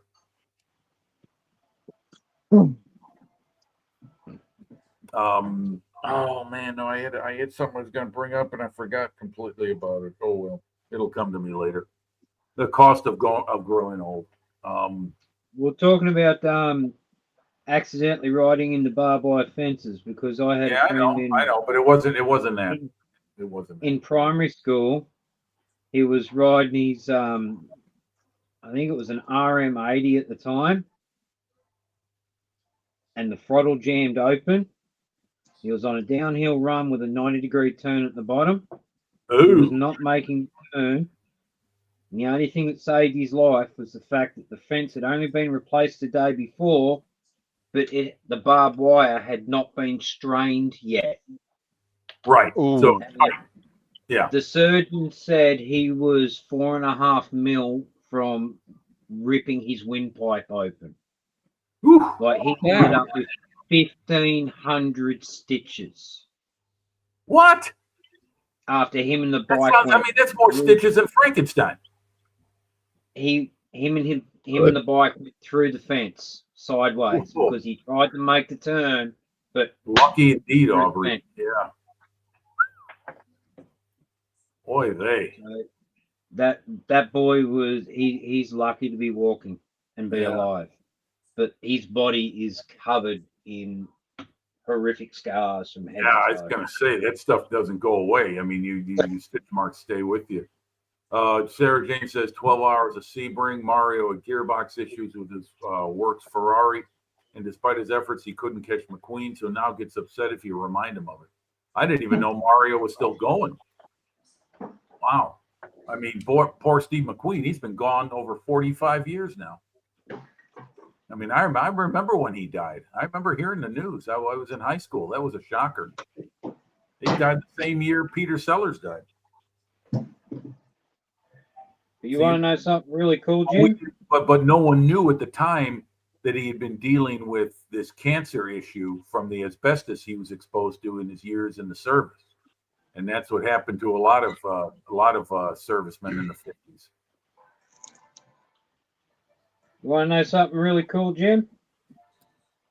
Inform me, Bill. It didn't stop him from riding motorbikes. Pardon me? It did not stop him from riding motorbikes. Okay, well, huzzah to him. Huzzah! Yeah, Even though that horse tried to buck him, he punched it in the head and then got straight back on it. yeah. Let's see. What's this? Sarah Jane says the races around 1970 as the 917s were used. Ah, okay. Yeah. You know, the story of the 917 is similar to what happened with the Superbird in NASCAR. The Superbird in combination with the 426 Hemi was so good, it was winning so many races that Chevy and Ford cried foul, and NASCAR outlawed it. So the car was only there for a couple of seasons, and then it was gone from the NASCAR circuit. Yeah, Richard didn't Petty they had- change the capacity size, Sarah Jane? What's that, Paul? I think they changed capacity sizes. Because the engine in the 917, I think was it 6 litres? A 6 litre V12, flat 12. Okay, Yeah, they were dangerous. 'cause Sarah Jane says the 917s didn't last long as they were too dangerous, and as Paul says, were banned. Okay, were they banned because they were too dangerous to drive? Well, you could pick the thing up, Jim. A big risk of accidents, I should say. Well, you could pick it up. Oh, you mean it would go flying? No, you could physically pick it up. Oh, is that light? Yeah. And they would have 500-600 horsepower in the back of it. Too light, too fast, as Sarah Jane says. Okay. Never forget Nigel Mansell in 93. Okay, what happened in 93 with Nigel Mansell? He raced IndyCar. Didn't he get his legs No. removed in a car accident? No, Or am No, I thinking of somebody else? Nigel It retired. was Senna, wasn't it? His must- no, Senna his died. mustache was too heavy. Senna died in his accident.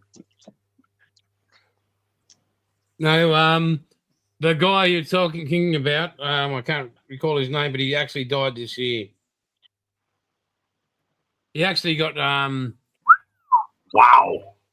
he They got were hitting returned. 200. I'm sorry, Paul. I'm sorry, Jason. They were hitting 240 miles per hour at Le Mans in 1970. Holy moly. I can't imagine taking a turn at 204. I mean, I know they were gearing down for the corners, but man, oh man. Wow, 240. Fuck, there were airplanes in World War II that didn't go that fast in the air. Okay, here it is. She says Mansell was F1 champ and IndyCar champ for 2 weeks at the same time. Well, Sarah certainly does know her auto racing history. I like that. My brother would love to have a beer with you, Sarah Jane. He was a big time gearhead. Unfortunately, he's gone. Been gone for a long time now. But and the world lost a good guy when he passed. But he was a gearhead. I think he was born gearhead. He had he crewed. My brother, when he was about 12 years old, worked as a crew member on a funny car in our that was stored in our neighborhood. He hung around the guys who were working on the car long enough that they said, "Hey, kid, you want to come along on a road trip?" Mom and Dad said yes.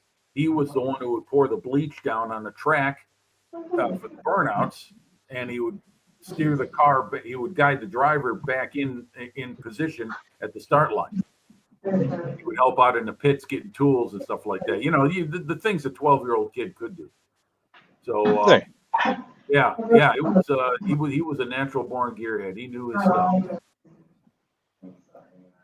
Well, you certainly seem to have a lot of knowledge of it, Sarah Jane. Sorry, I'm not a motorsport nut, but yeah, you certainly seem to know your history very well. Okay, at Silverstone. Okay. Oh, that you took. Oh, nice. Okay, very nice. Very nice. You're not ruining the chat, Sarah. Once they get going, no, enlighten us with your knowledge of racing history. I mean, for me, it's an education. I don't know anything about any of this stuff. I can just tell you this: I like Formula One, or I used to. I don't watch it anymore, but I used to, because the road race courses that they would go on reminded me so much of the slot car tracks that me and my buddies had set up in our basements at home when we were kids. We didn't have round tracks set up like NASCAR. We had road race tracks set up like Watkins Glen and Road America, and places like Silverstone and Nürburgring. I mean, not the exact track, but you know what I'm saying. It's that kind of racing when you have a slot car set up. So yeah, okay, yeah. Aubrey says Mansell is a hero of his. Okay, very good, very good. Anyhow, yeah. I mean, yeah. I like. You know what I like about Road America and even the Brickyard 400 is when NASCAR runs their cars there. Those are the NASCAR races I'll watch. Is when they're at Watkins Glen and Road America and Indy, because they're not round tracks. They're road race tracks, and that's what I prefer those much more. That's done. They're racing NASCAR at Coronado Naval Base today. Oh, are they really? No kidding. Yeah, they made Coronado. NASCAR made up a road track. That's out by San Diego. I was in San Diego once. That's a great little city. Beautiful. You're actually racing there today. They might be now. I don't know what day it is. No, it's 3:30 in the morning there. Yeah, well, yeah, they're and SVG, he's got pole position, so nobody's ever raced at it, and he just rocks up and says, "Oh, okay." Van Gisberg's got pole, has he? Oh yeah. Sarah Jane Bratwurst at Road America. Yep. Or do like a good bratwurst. Yep. You know why? Because it's in Wisconsin, the home of the bratwurst. So, Is that right? Well, you know, bratwurst is German. Wisconsin has a huge German population. Right. You know, many people there are descendants of German immigrants. Okay. And Sarah confirms that NASCAR is at a naval base this weekend. Yes. And Coronado is, just right by San Diego, right across the bay from San Diego.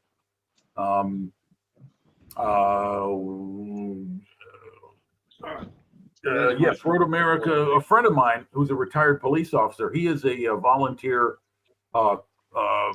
flagman at Road America.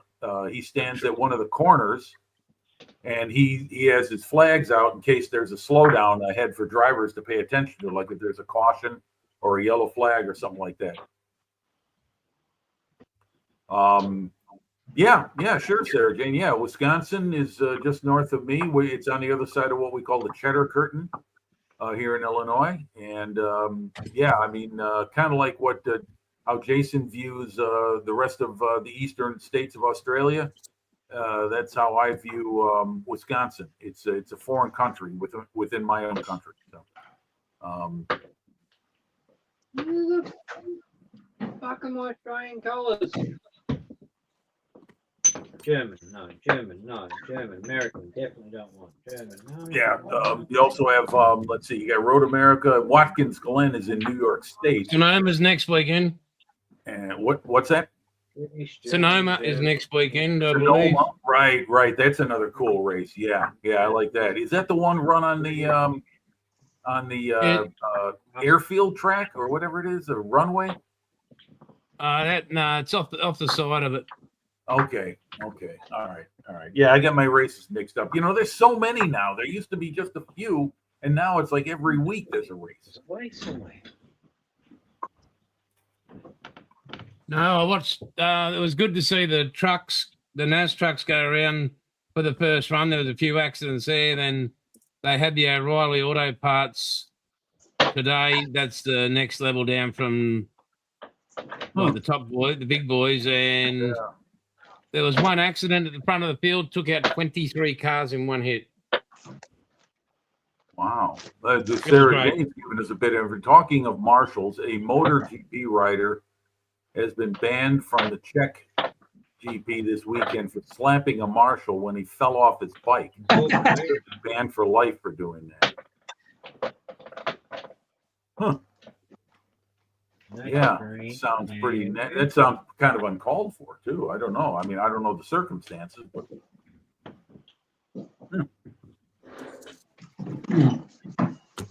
Could have been a minor kerfuffle. yeah. But you know, in the heat of the moment, people get excited. You know, that's the one thing I don't like about advertising here in America for NASCAR. It used to be they would show you the clips of the race, like the guys taking first place and the big turn coming into the finish. Now it's like they're promoting wrestling. It's all these images of drivers fighting each other in the pits. You live in an angry country, Jim. You have to face it. I understand that, Jeffro. We live in an angry world, but the fact is that, you know, you don't have to market it that way. But unfortunately, you know, that's part of it now, and that turns me off, to be honest. Marshals were picking up his bike, but marshals are volunteers and not paid. Right? Should have more respect for that. Exactly. Yeah. That's what my friend does. My Don is his name. He works, like I said, at Road America on certain races. I don't know if he's there every time there's a race, but you know, he's a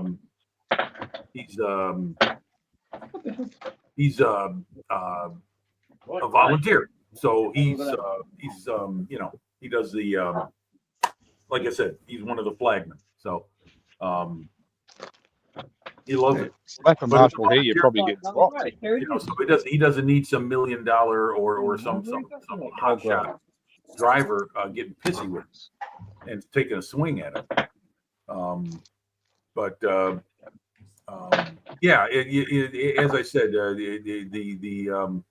now I don't know if they're doing that anymore, Jeffro, as far as how they market the product NASCAR, because things are changing here in the way a lot of sports are delivered. In other words, where you can find them now, it's almost all on streaming service. I think Fox Television has lost their NASCAR contract. I'm not sure. No, it's still on Fox. They're still on Fox. They're also on Amazon Prime and on ESPN. Well, ESPN soon is going to be going total streaming service. You won't get it on your but cable is going by the way of the dodo bird anyway here in America. But all sports, you know what we're talking about here, everything we're talking about was all once available on your Rabbit Ears television set. It all depends on when the programming was set for. I'm gonna have to go. All of it. Yankee. It's a sign of the times that it's now all pay-per-view, literally. I mean, on occasion you see certain events that are on quote unquote free TV, but there's not a whole lot anymore. I mean, very, very few. For instance, both my local baseball teams have got cable channels that you have to tune into to get the majority of their games. And then they splinter some of them out to pay-per-view, like Apple TV or I can't remember who else. But yeah, that the face of sports broadcasting is changing. I mean, in Canada, they just had a major shift. CBC, Canadian Broadcasting Corporation, no longer will have Hockey Night in Canada on Saturday nights. That is now on a privately owned network owned by Rogers Sportsnet or Sports Entertainment Enterprises. That's a big corporation in Canada. And that's a major shift. I mean, for 70 years, you could tune in on Saturday night in Canada and watch a hockey game on your television set, Rabbit Ears or whatever you got. Now it's going corporate, and it's turning a lot of people off. It's a big thing in Canada. Let's see. Sarah Jane says NASCAR was made popular due to its first live broadcast. The big fight broke out, Daytona 500. Definitely aim for lowest common denominator. Yeah, I hear you. Yep. It's like they're trying to attract the wrestling crowd. You know, the people who got the meatball wrestling mentality, where they believe that confrontation is part of life. So, yeah, it's too bad. It really is. I thought wrestling was becoming part of politics these days, Jim. Yeah, no kidding. Yeah, how about it? Yeah. Well, I think it shows the goon mentality of the administration that's currently in power in this country. It's funny. You were talking about baseball on that, Jim. How and Bill, one of the US comedians I was watching the other night, how they're forcing one team forfeited about having to wear baseball wanted to wear the gay pride flag on their hat. So they withdrew from wearing the gay pride. They said, we're not playing. Anyway, but this American comedian said it's funny. He says, I don't care. I'm not anti-gay or anything like that. It's funny how you get Gay Pride Month, yet people who died for our country, veterans, get one fucking day. Yet if your sexuality, you get a whole fucking month. That's emblematic of the country we live in. There are. Well, I'll tell you what, Jason. It's not just one day. We hear about it all the time here. The military is big time money. So, you know, the idea of but how being it was funny how he pointed that out. Well, hold on a second. Hold on. Let me just say that quote unquote supporting the troops is everything. So if we don't have a war to deal with or some kind of conflict or some kind of enemy to face, then we can't quote unquote support the troops. So there is a big time military presence in American civilian life every day. Yes, but they get 1 day celebration. Right, it's celebrated. They get Veterans Day. There's Memorial Day. Okay.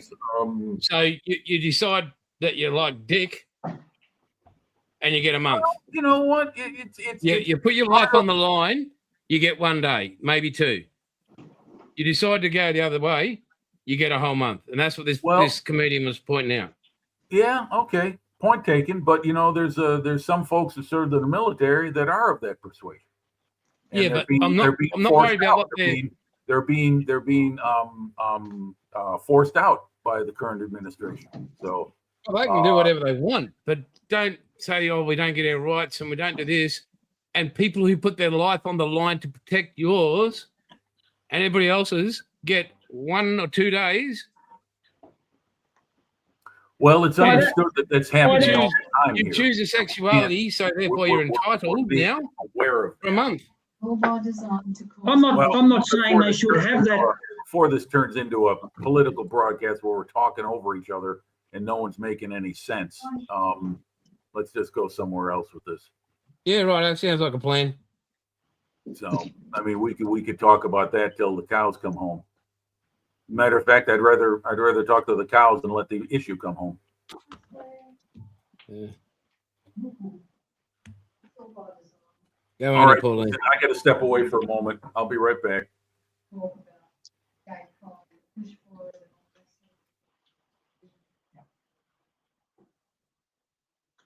Oh, Sorry, just had to kiss the missus goodnight. Okay. You're allowed to. Damn right. Better than kissing the dog good night. I wouldn't kiss him. He wouldn't let me. Oh, He'd refuse your advances. Yeah, no, I just thought I'm smart enough not to invade his space. yeah. Hard to live without eat without no lips. I know it's hard with no teeth, but damn, no lips. Ooh. Yeah, if there's one thing I don't do, it's go near his bed or a chair when he's sitting in it.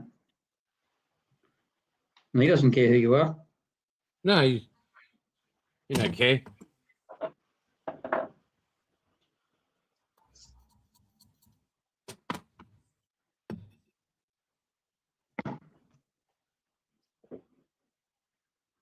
Missed you at the ABBA show last night, Jason. I didn't go, mate. I was a bit far away, and it was a beautiful thing, that photo. So Sadly, I'm sure they'll make their way towards your place one of these days. I'll be right, mate. I'm good. I used to sing ABBA in the back of the FFC Ute. When we used to go to Speedway, when ABBA first was. Oh, it's it. The worst part though was it was hard for Kath to, whenever Kath wanted to dance, she had to sort of like stand on her hands. She had to stand on her hands, which means that people kept on stepping on her fingers, which was Well, yeah. made it difficult. But it's quite an experience being surrounded by 400 drunk middle-aged women in skin tight pantsuits. But they were happy. They were good.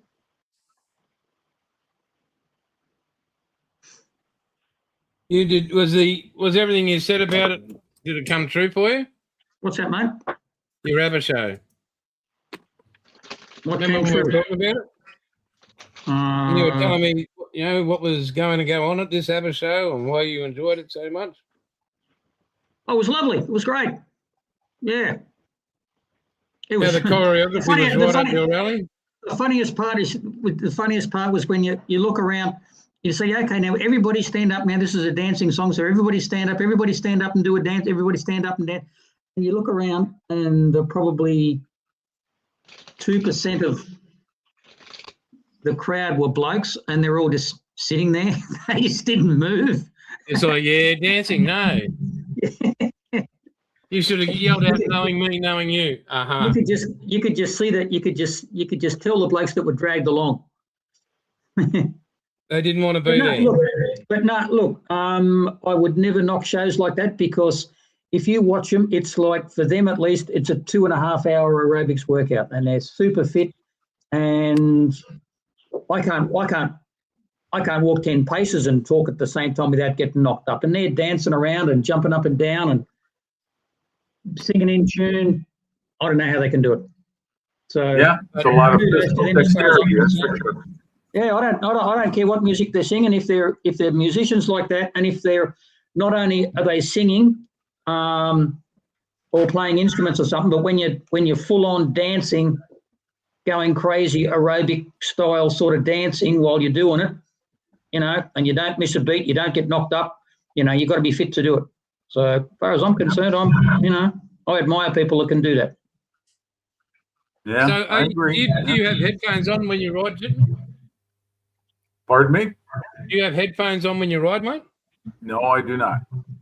You don't listen to music? No, I do not. Why not? He likes to hear the car that comes after him. I bet need to hitting. be able to hear what's going on around me as well as see it. So yeah, definitely. I was going to say I was introduced to a very funny television series this past week. It Ain't Half Hot, Mum. Oh, Oh. wow. Yep, Yeah. yep. Watched welcome about to the 5 70s. episodes of the first season, and my favorite of that I watched so far has been the one where they were doing the jungle training. And Oh yeah, with the water snakes. yeah, Yeah. yeah, that's where the wood they created the wooden crocodile. They floated it toward the sergeant. Yeah. They shot the real one, and the game warden chewing him up. That's a brilliant one.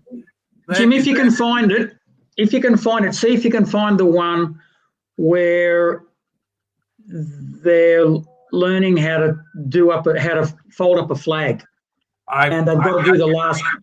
I've got It's every on- episode of every season, so I'll look it up. It's either the last post or Reveille. I think he has to learn how to play.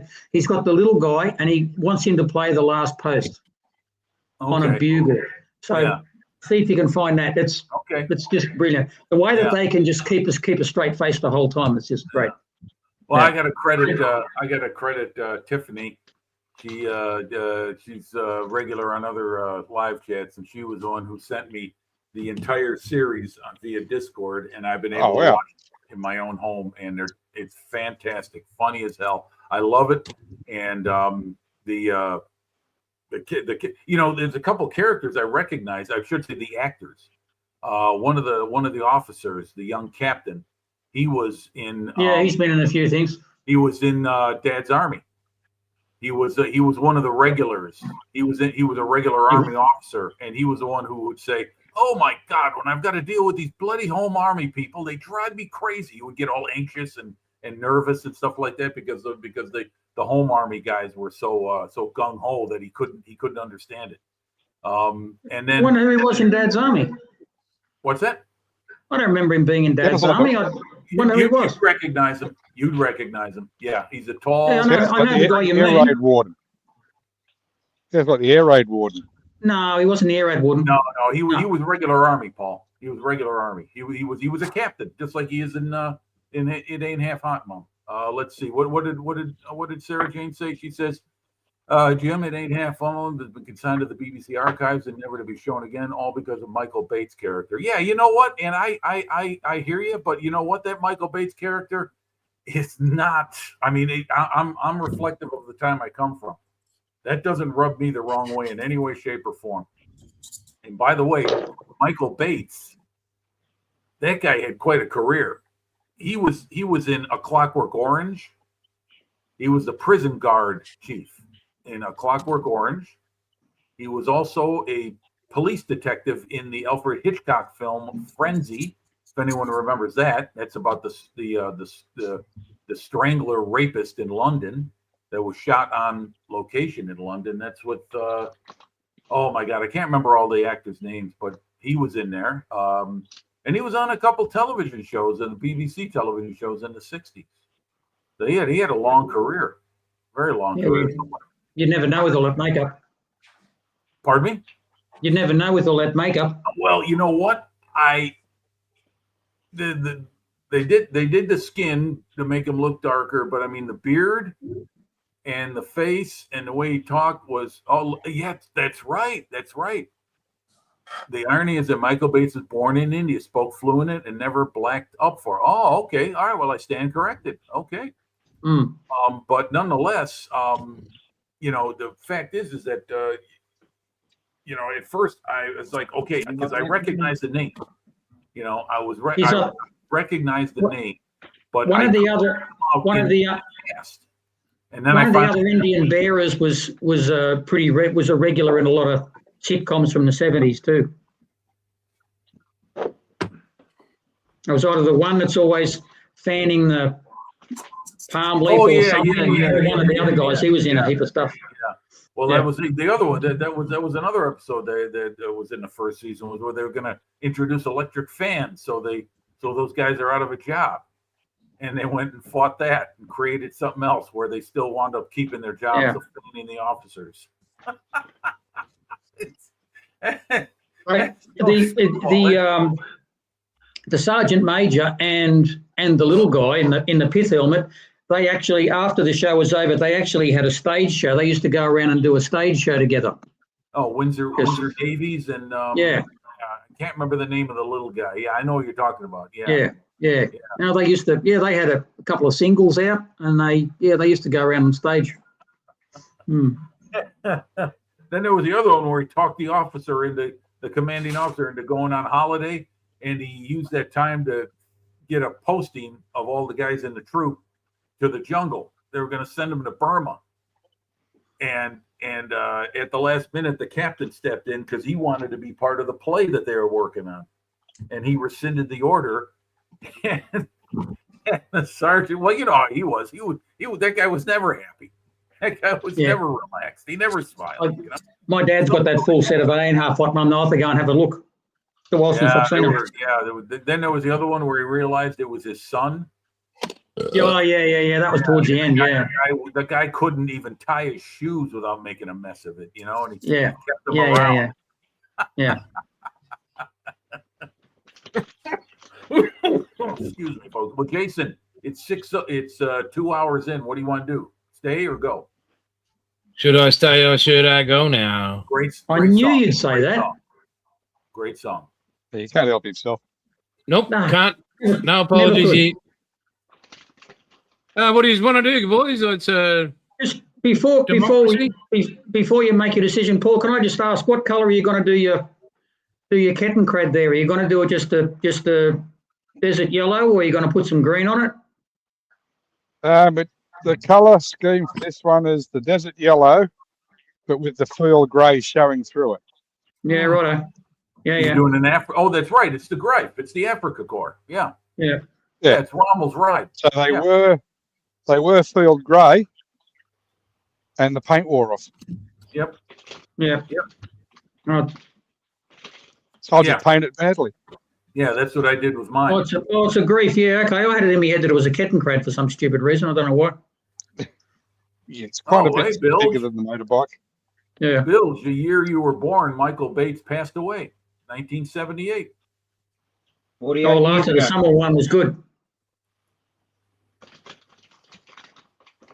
No, it looks like a great. That's the exact scheme I used on my vehicle build.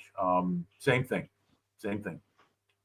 Yeah, Hopefully, the decals will work for you as good as they did for me. The decals were perfect. They behaved beautifully. That's right. 3 different schemes in it. Yeah, you got the. Oh, excuse me. You got the solid field gray for the was it Russia? I believe it was based in, and then you got another Southern one, Russia. You got another one with field gray and some stripes painted on it, or something. Yeah, brush strokes. Is it a field grey? You're going to do one of that, or is it that bluey grey colour like they planted tanks with in the early stage? You know what? That's Panzer gray. There's field gray, which is like uniforms. Yeah. And some of them tended to tint toward blue and other toward green. And then I got it. Gray. Yeah. And for modeling purposes, for modeling purposes, for some reason, Panzer gray always seems to be shown with a tint of blue in it. And I don't know blue than anything. how it reflected, because we don't have any original color photos of early war German armor in action. So I really don't know. I just go with whatever the color is in the bottle. So they called the sand color Jack 1942. Yeah, exactly. Okay. Yeah, because by that time the Germans had developed their own color of I think they called it khaki brown. And then there was a sand color they had developed for their vehicles in the desert. When the Africa Corps first got there in early 41, they were using whatever stocks of sand color the Italians had on hand to paint their vehicles. And if they didn't have that, they were using mud and spreading it all over the vehicles just to give it some kind of ability to blend in with the environment, because that dark gray, you just picture that on the flat landscape of Libya. Yeah. Good until the wet season started. Well, even then, it was just let's see, you militant type. For you militar types, have you seen the camo the Ruskies are doing now? Oh, that's interesting. No, it's similar to the Dazzle camo used on World War I ships and automakers used to disguise car shapes. Really? No, I didn't know that. I thought Yeah, everyone was going. The anti I thought everyone was going with the digital camouflage nowadays. I don't think it's working. no. Well, nothing's working. Just Nothing's saying, working for the Russian generals, not Yeah. working. Well, you heard about what was going on around the UK with the Ruskies? The ship that fired at the yacht in the English Channel? Yeah, they're getting cheeky. Yeah, what the fuck? Hey, Uncle Yeah. Vlad, you got something else to Yeah. do. You're losing a war in your own backyard, and there you are trying to pick a fight with the British. What the fuck? They're always doing stuff like that. They're going around lifting up everybody's Arctic cable, Atlantic cables. Yeah, Communication cables? really. Right, yeah. Yeah, no, it's not working. Dazzle doesn't work against thermo, Jeff Roach. Against thermo. That's true. Yep, you got that right. Yep. Well, from what I hear, they're all surrendering anyway. So maybe the Ukrainians could figure out whether it works or not. This is starting to turn into one of those fucking endless wars. That shit that just goes on and on and on and on and on. And I mean, I don't understand any of this stuff. All I know is that people just got to fucking lighten up, man. It's like watching season 7 of Outlander. Who knows where the fuck it's going to bloody end up? So we're getting new jets from here and new tanks from there, and everybody's surrendering. We're blowing up there. It looks like they're going further into Russia now. What's that, Bill? Like schoolyard bully. The more attention he gets, the more he's going to keep on doing it. Yeah, that's Yeah, true. Well, I I'm mean, more of the along the lines of don't walk into my house and tell me what I'm fucking doing. well, I'm of the school of thought. Don't piss down my leg and tell me it's raining. Yeah, That's kind of ironic though, because that's actually exactly what you do. You take us into your house and show us what you're doing. you know what I'm talking about. Don't tell me what I'm doing. Just interesting how You the old don't come into my house and make the I thought rules. so anyway. Yeah, I agree, Sarah Jane. I mean, people Yeah. are, sometimes what's old is new. Happens a lot in the world of fashion. People look at things from 50 years ago and say, "Hey, I want one of those," And then you got people walking around in fucking ponchos. I'm still waiting for flares to come back. Yeah. And the wet head. The old Yeah. Bogarts. But anyway, no, Uncle Vlad was, picking fights with people around him, like the Finns and the Poles, flying over their countries with the MiG-31s. But now he's starting to look for trouble elsewhere too. Now he's going back to the old favorite that they always loved to rattle the cage of the British. I mean, that's been going on since the end of World War II. I see another one of his top generals fell out the window through the week. Accidents happen. Sometimes you're clumsy. Yeah, if I was them generals, I wouldn't go any higher than the first floor.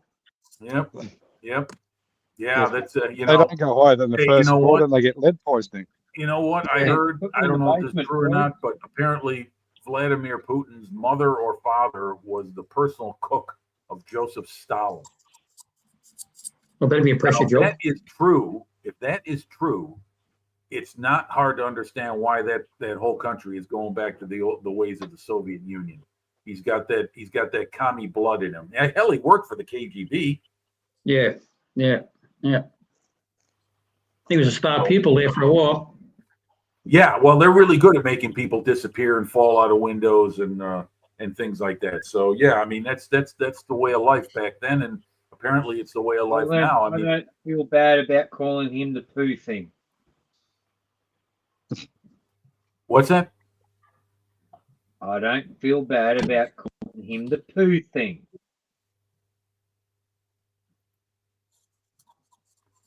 Had quite a few oligarchs fall from windows over here in London too. Oh, okay, all right. I wonder if they've ever heard you'd ever hear the words "mind your step." Well, I'll tell you what. I think people are minding their steps for them. That's why they fall out of windows. Probably the All right, last thing you heard. Did, What are we did gonna you? do at 6:10 a.m.? Did anybody? I know we keep asking this. Did anybody ever watch? There's a movie called Death of Stalin. Oh yeah. I've not seen the film, but I know what you're talking about. I Oh, really do Jim, need to see it. Do yourself a favor. It's hilarious. Yep. It's a dark comedy on the It's turn. very, very, very, very funny. Doctor Strange. Yeah. Yeah, I gotta look that up. I gotta find it. I know I can get it anywhere on YouTube. I gotta. You know what I'm thinking about doing is going with the YouTube Premium because I'm getting sick of the ads. There's so many things I want to watch, but the ads. Okay, YouTube Premium, you still get ads. The ads never go away. Yeah, they do. No, I've no, never no. had I know. one I since know. I've had So, on Restoration Jim, he's got YouTube Premium, and he has it on ad free all day. He has it on, same here. on audio. He listens to it while he's Yeah, working okay. on cars.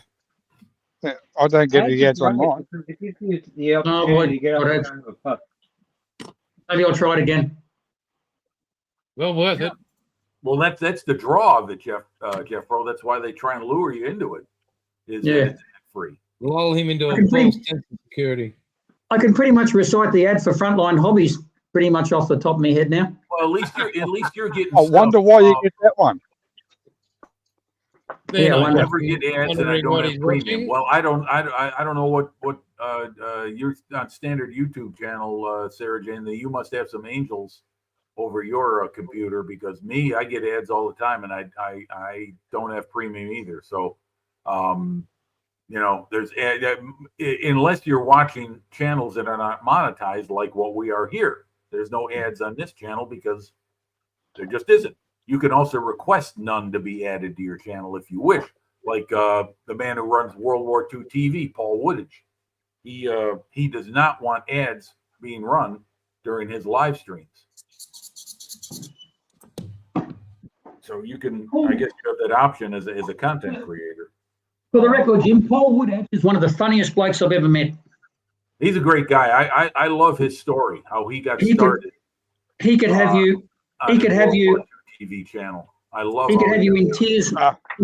He could have you in tears 1 minute and pissing yourself laughing the next. He was. So Sarah Jane knows someone who knows PC, so that's why she doesn't get ads. Well, okay. There's nothing wrong with a little insider information. That's how people get rich in this world, you know. But you know, you get someone pulling the strings for you or working something to make it, you know, make your computer or whatever it is that's being done so you avoid ads. Hey, I'm all for it. Good for you. So, but anyway, Jason, I'm gonna cut out myself. It's 6 a.m. I need some sleep. Oh, hang on, mate. Just give me 2 bits of photo watch and we'll go. All right, we're gonna go heads up once We'll Jason's just, done. roll up the work. Cameras That's up, I all. should say. Cameras up. Excuse me. Bill, Bill, did you finish the bag of chips? Nope. Did the dogs? tomorrow finish night's the bag of chips? Bill, what make of kit is the Probably- seeking, mate? Say again. What make of kit is the seeking? Is it Airfix? Oh, no, that's the no, Dragon kit, right? actually Dragon. Okay. I believe it was Dragon. Yep. I have no idea about PCs and don't want to, so I'm lucky knowing her. Yeah, I agree. I hear you, Sarah Jane. I'm the same way. I don't want to learn about PCs. I don't want to learn information technology. I know a couple of friends of mine who are very There you good at that. Oh, there we Well- go. Hold on. Let me go closer. Yeah, okay. There it is. Yeah. Yep. Take a look at that name. You're not going to be seeing that anymore on boxes. You're going to be seeing Dreamy or Zemi or whatever they're calling their the company that's going to do Dragon. And, molds. This is pretty much what I've got done. Okay. That's the So interior. Yeah. the cockpit seats are out. The instrument dash piece is out. But yeah, I'm almost to the point now of shooting this in its What's that color called, Paul? Is it hydraulic oil? But No, gold grey first. gold grey first. Oh, Then hydraulic. Yeah, then Jason, hydraulic. Jason, look at the screen. Sarah Jane's sending a shot across your bow. Oh yeah, no, that's. I'm just lucky that Esto's there to. let me Sorry, know, Bill. 'cause otherwise I Sorry to wouldn't. steal your thunder, but I had to bring that one on screen. No, that's Oh, all good. From the real tiny little bit that I know about helicopters, Bill, all I can suggest is, for Christ's sake, paint the fuselage before you put it all together, because just it's a pain in the ass masking all that canopy. Hence why this is now to this stage, because guess what the next step is from this? Button everything up. Button it up. Yeah. So paint the interior, paint all this, get it all buttoned up, get all the glass in it, mask it all up. Paint the glass clear green on the top. Yeah, well, I've got to get clear green, clear red. So I guess I will be going to Autobarn, because that's the only place around here I can get hobby paints from. Oh, they've got hobby paints there, have they? Oh, they got a little tiny RC section in the corner. Is there a toy world in your town? Yeah, there's a toy world, but Autobarn's better because they've actually got like an RC section. So Okay. like anything RC, you want RC stuff up here, you go to Autobarn. They got Okay. everything. But then there's this like half a shelf that has, 3 or 4 model kits on it, but then they've got a good stack of Tamiya stuff. So I'll just go and get some Tamiya clear and Tamiya green, and yeah, go from there. Wow, 6 models. Damn, that's Paul Price industrial scale modeling there, Sarah Jane. You mean to say your build's gone from 46 down to 40? Week's work for Paulie. Yeah, it's a lot. Not anymore.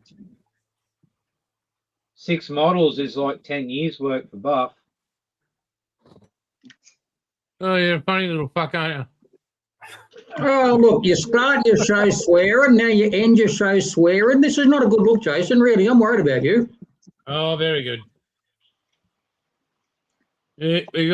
Yeah, that's all I've done. No, I finished all those up, so that's good. Just got to do a bit of curl on them. And yeah. They'll go in their little pieces over here, and hey, they'll be done. Jennifer, have you been working on anything while the show's been going on? Oh, just fluffing around with trying to put some, trying to tidy up the alfoil on the cowling on my tiger moth. I had a couple of them done, but they sort of got a bit frayed and they were looking a bit rough. So I took those off and sort of started doing it again, and even that didn't turn out that great. So I'll keep playing with that. If even like there's a top and a bottom and 2 sides and the nose cone. And the top one's really easy. The bottom one's really easy. And the 2 sides, there's a bit of contour. It's a bit, how's it going? But the nose cone, where the propeller goes, it's really, really hard to get a nice finish on. So I might get the shits with that, and I might just finish up painting it. I don't know. Okay. There we go. Yeah, it sounds like you folks in the UK are under another heat wave there, huh, Sarah Jane? Look at this. I heard this earlier on Ice Queen's channel too. The heat. Yeah, I heard them pissing and moaning about it being around 23 degrees and they were melting, and I was like, I wish it was 23 fucking degrees. 29. All the houses are insulated builds. They're built for the heat. So Sarah Jane's in store for some heat. Yeah. 29. Mid-30. Oh, please bring that temperature back. I am sick and tired of it being low 20s. It's all right, Bills. We passed the hump. Yeah. Today is No, the it's solstice, Winter just, solstice today. no. so that means your Yeah, days days will will get longer. increase as Yeah. hours decrease. So I mean, Which our reminds me, I day to is get the just air getting conditioning started. It's fixed. Our only longest day is 16 just getting degrees, started. and I've got a big, heavy woolen coat on. I mean, There's probably going to be a bunch of hippies just down the road from you dancing naked around a maypole tomorrow night, Bilge. no, that was yesterday. Yesterday, oh, there's one here tomorrow night. Yeah, we had the lantern parade yesterday. Uh-huh. Oh my God. Okay. Well, what do you All think? right, well, that sounds like it. Folks, take care, stay safe. Thank you, one and all, for joining us here tonight. Thank you indeed. Oh, And wait a we minute. will We got one catch more up with message you. from Sarah Jane here. Sarah says, gladly, Bilge, I'll swap you some AC so I can escape the temps. I see, what's that? I think they refer to that as air conditioning. Haven't got Yep. that. We just opened the window. Oh, I just got Evening, off in Daniel. the creek. Oh, go for it's here. Hello, go for it. Just as we're signing Okay, off. go for it. Welcome in. Don't take That it personally, reminds me, mate. time to get the car air conditioning fixed. Just in time for summer. Yeah. Come Yeah, on, Your that's it's not- too winter's late. just starting, Paul. Pardon? Your winter is just starting. Yeah, but that gives me time to get the air conditioning fixed. That's I don't true. think it's been that cold so far. Yeah. It's, we No, it haven't, hasn't. we haven't really been that cold. Well, what's cold for you guys? What, 20 degrees Celsius? Oh no, it gets down lower than that. No, we we get- usually have a bit of a we'll have a cold snap for a couple of days, but even then it's not like, you know, it's not going to kill you or anything. But usually gets way colder than this. Well, Yeah, sometimes like, what? the best I've seen up here is -4, where Yeah. you woke up in the morning and everything was just white. Where Oh, okay. gets, So you do get snow out by you, Bilge. Okay. No, not snow, No, frost. frost. Oh, no, it's frost. not Okay, high enough for frost. snow. Okay. All right, frost. Yeah. I think in Costa it gets down to about 4, Yeah. but by 8 o'clock it's gone. You know, it's all gone. You're down to a t-shirt again. Comes up, Okay. it burns off real fast. Yeah. Well, for me right now, it is. Let me see. Let me check it.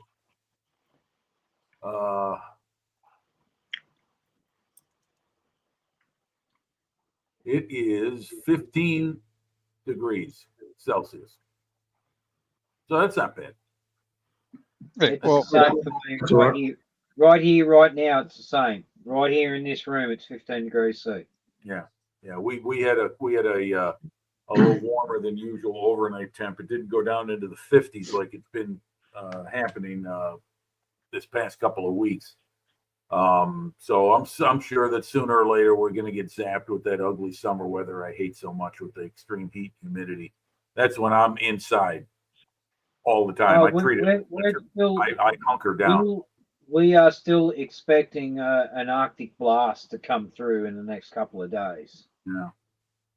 Well, I know that the only thing I do when it's extremely warm and humid outside, or hot and humid, is I cycle. That's the only thing I do outside.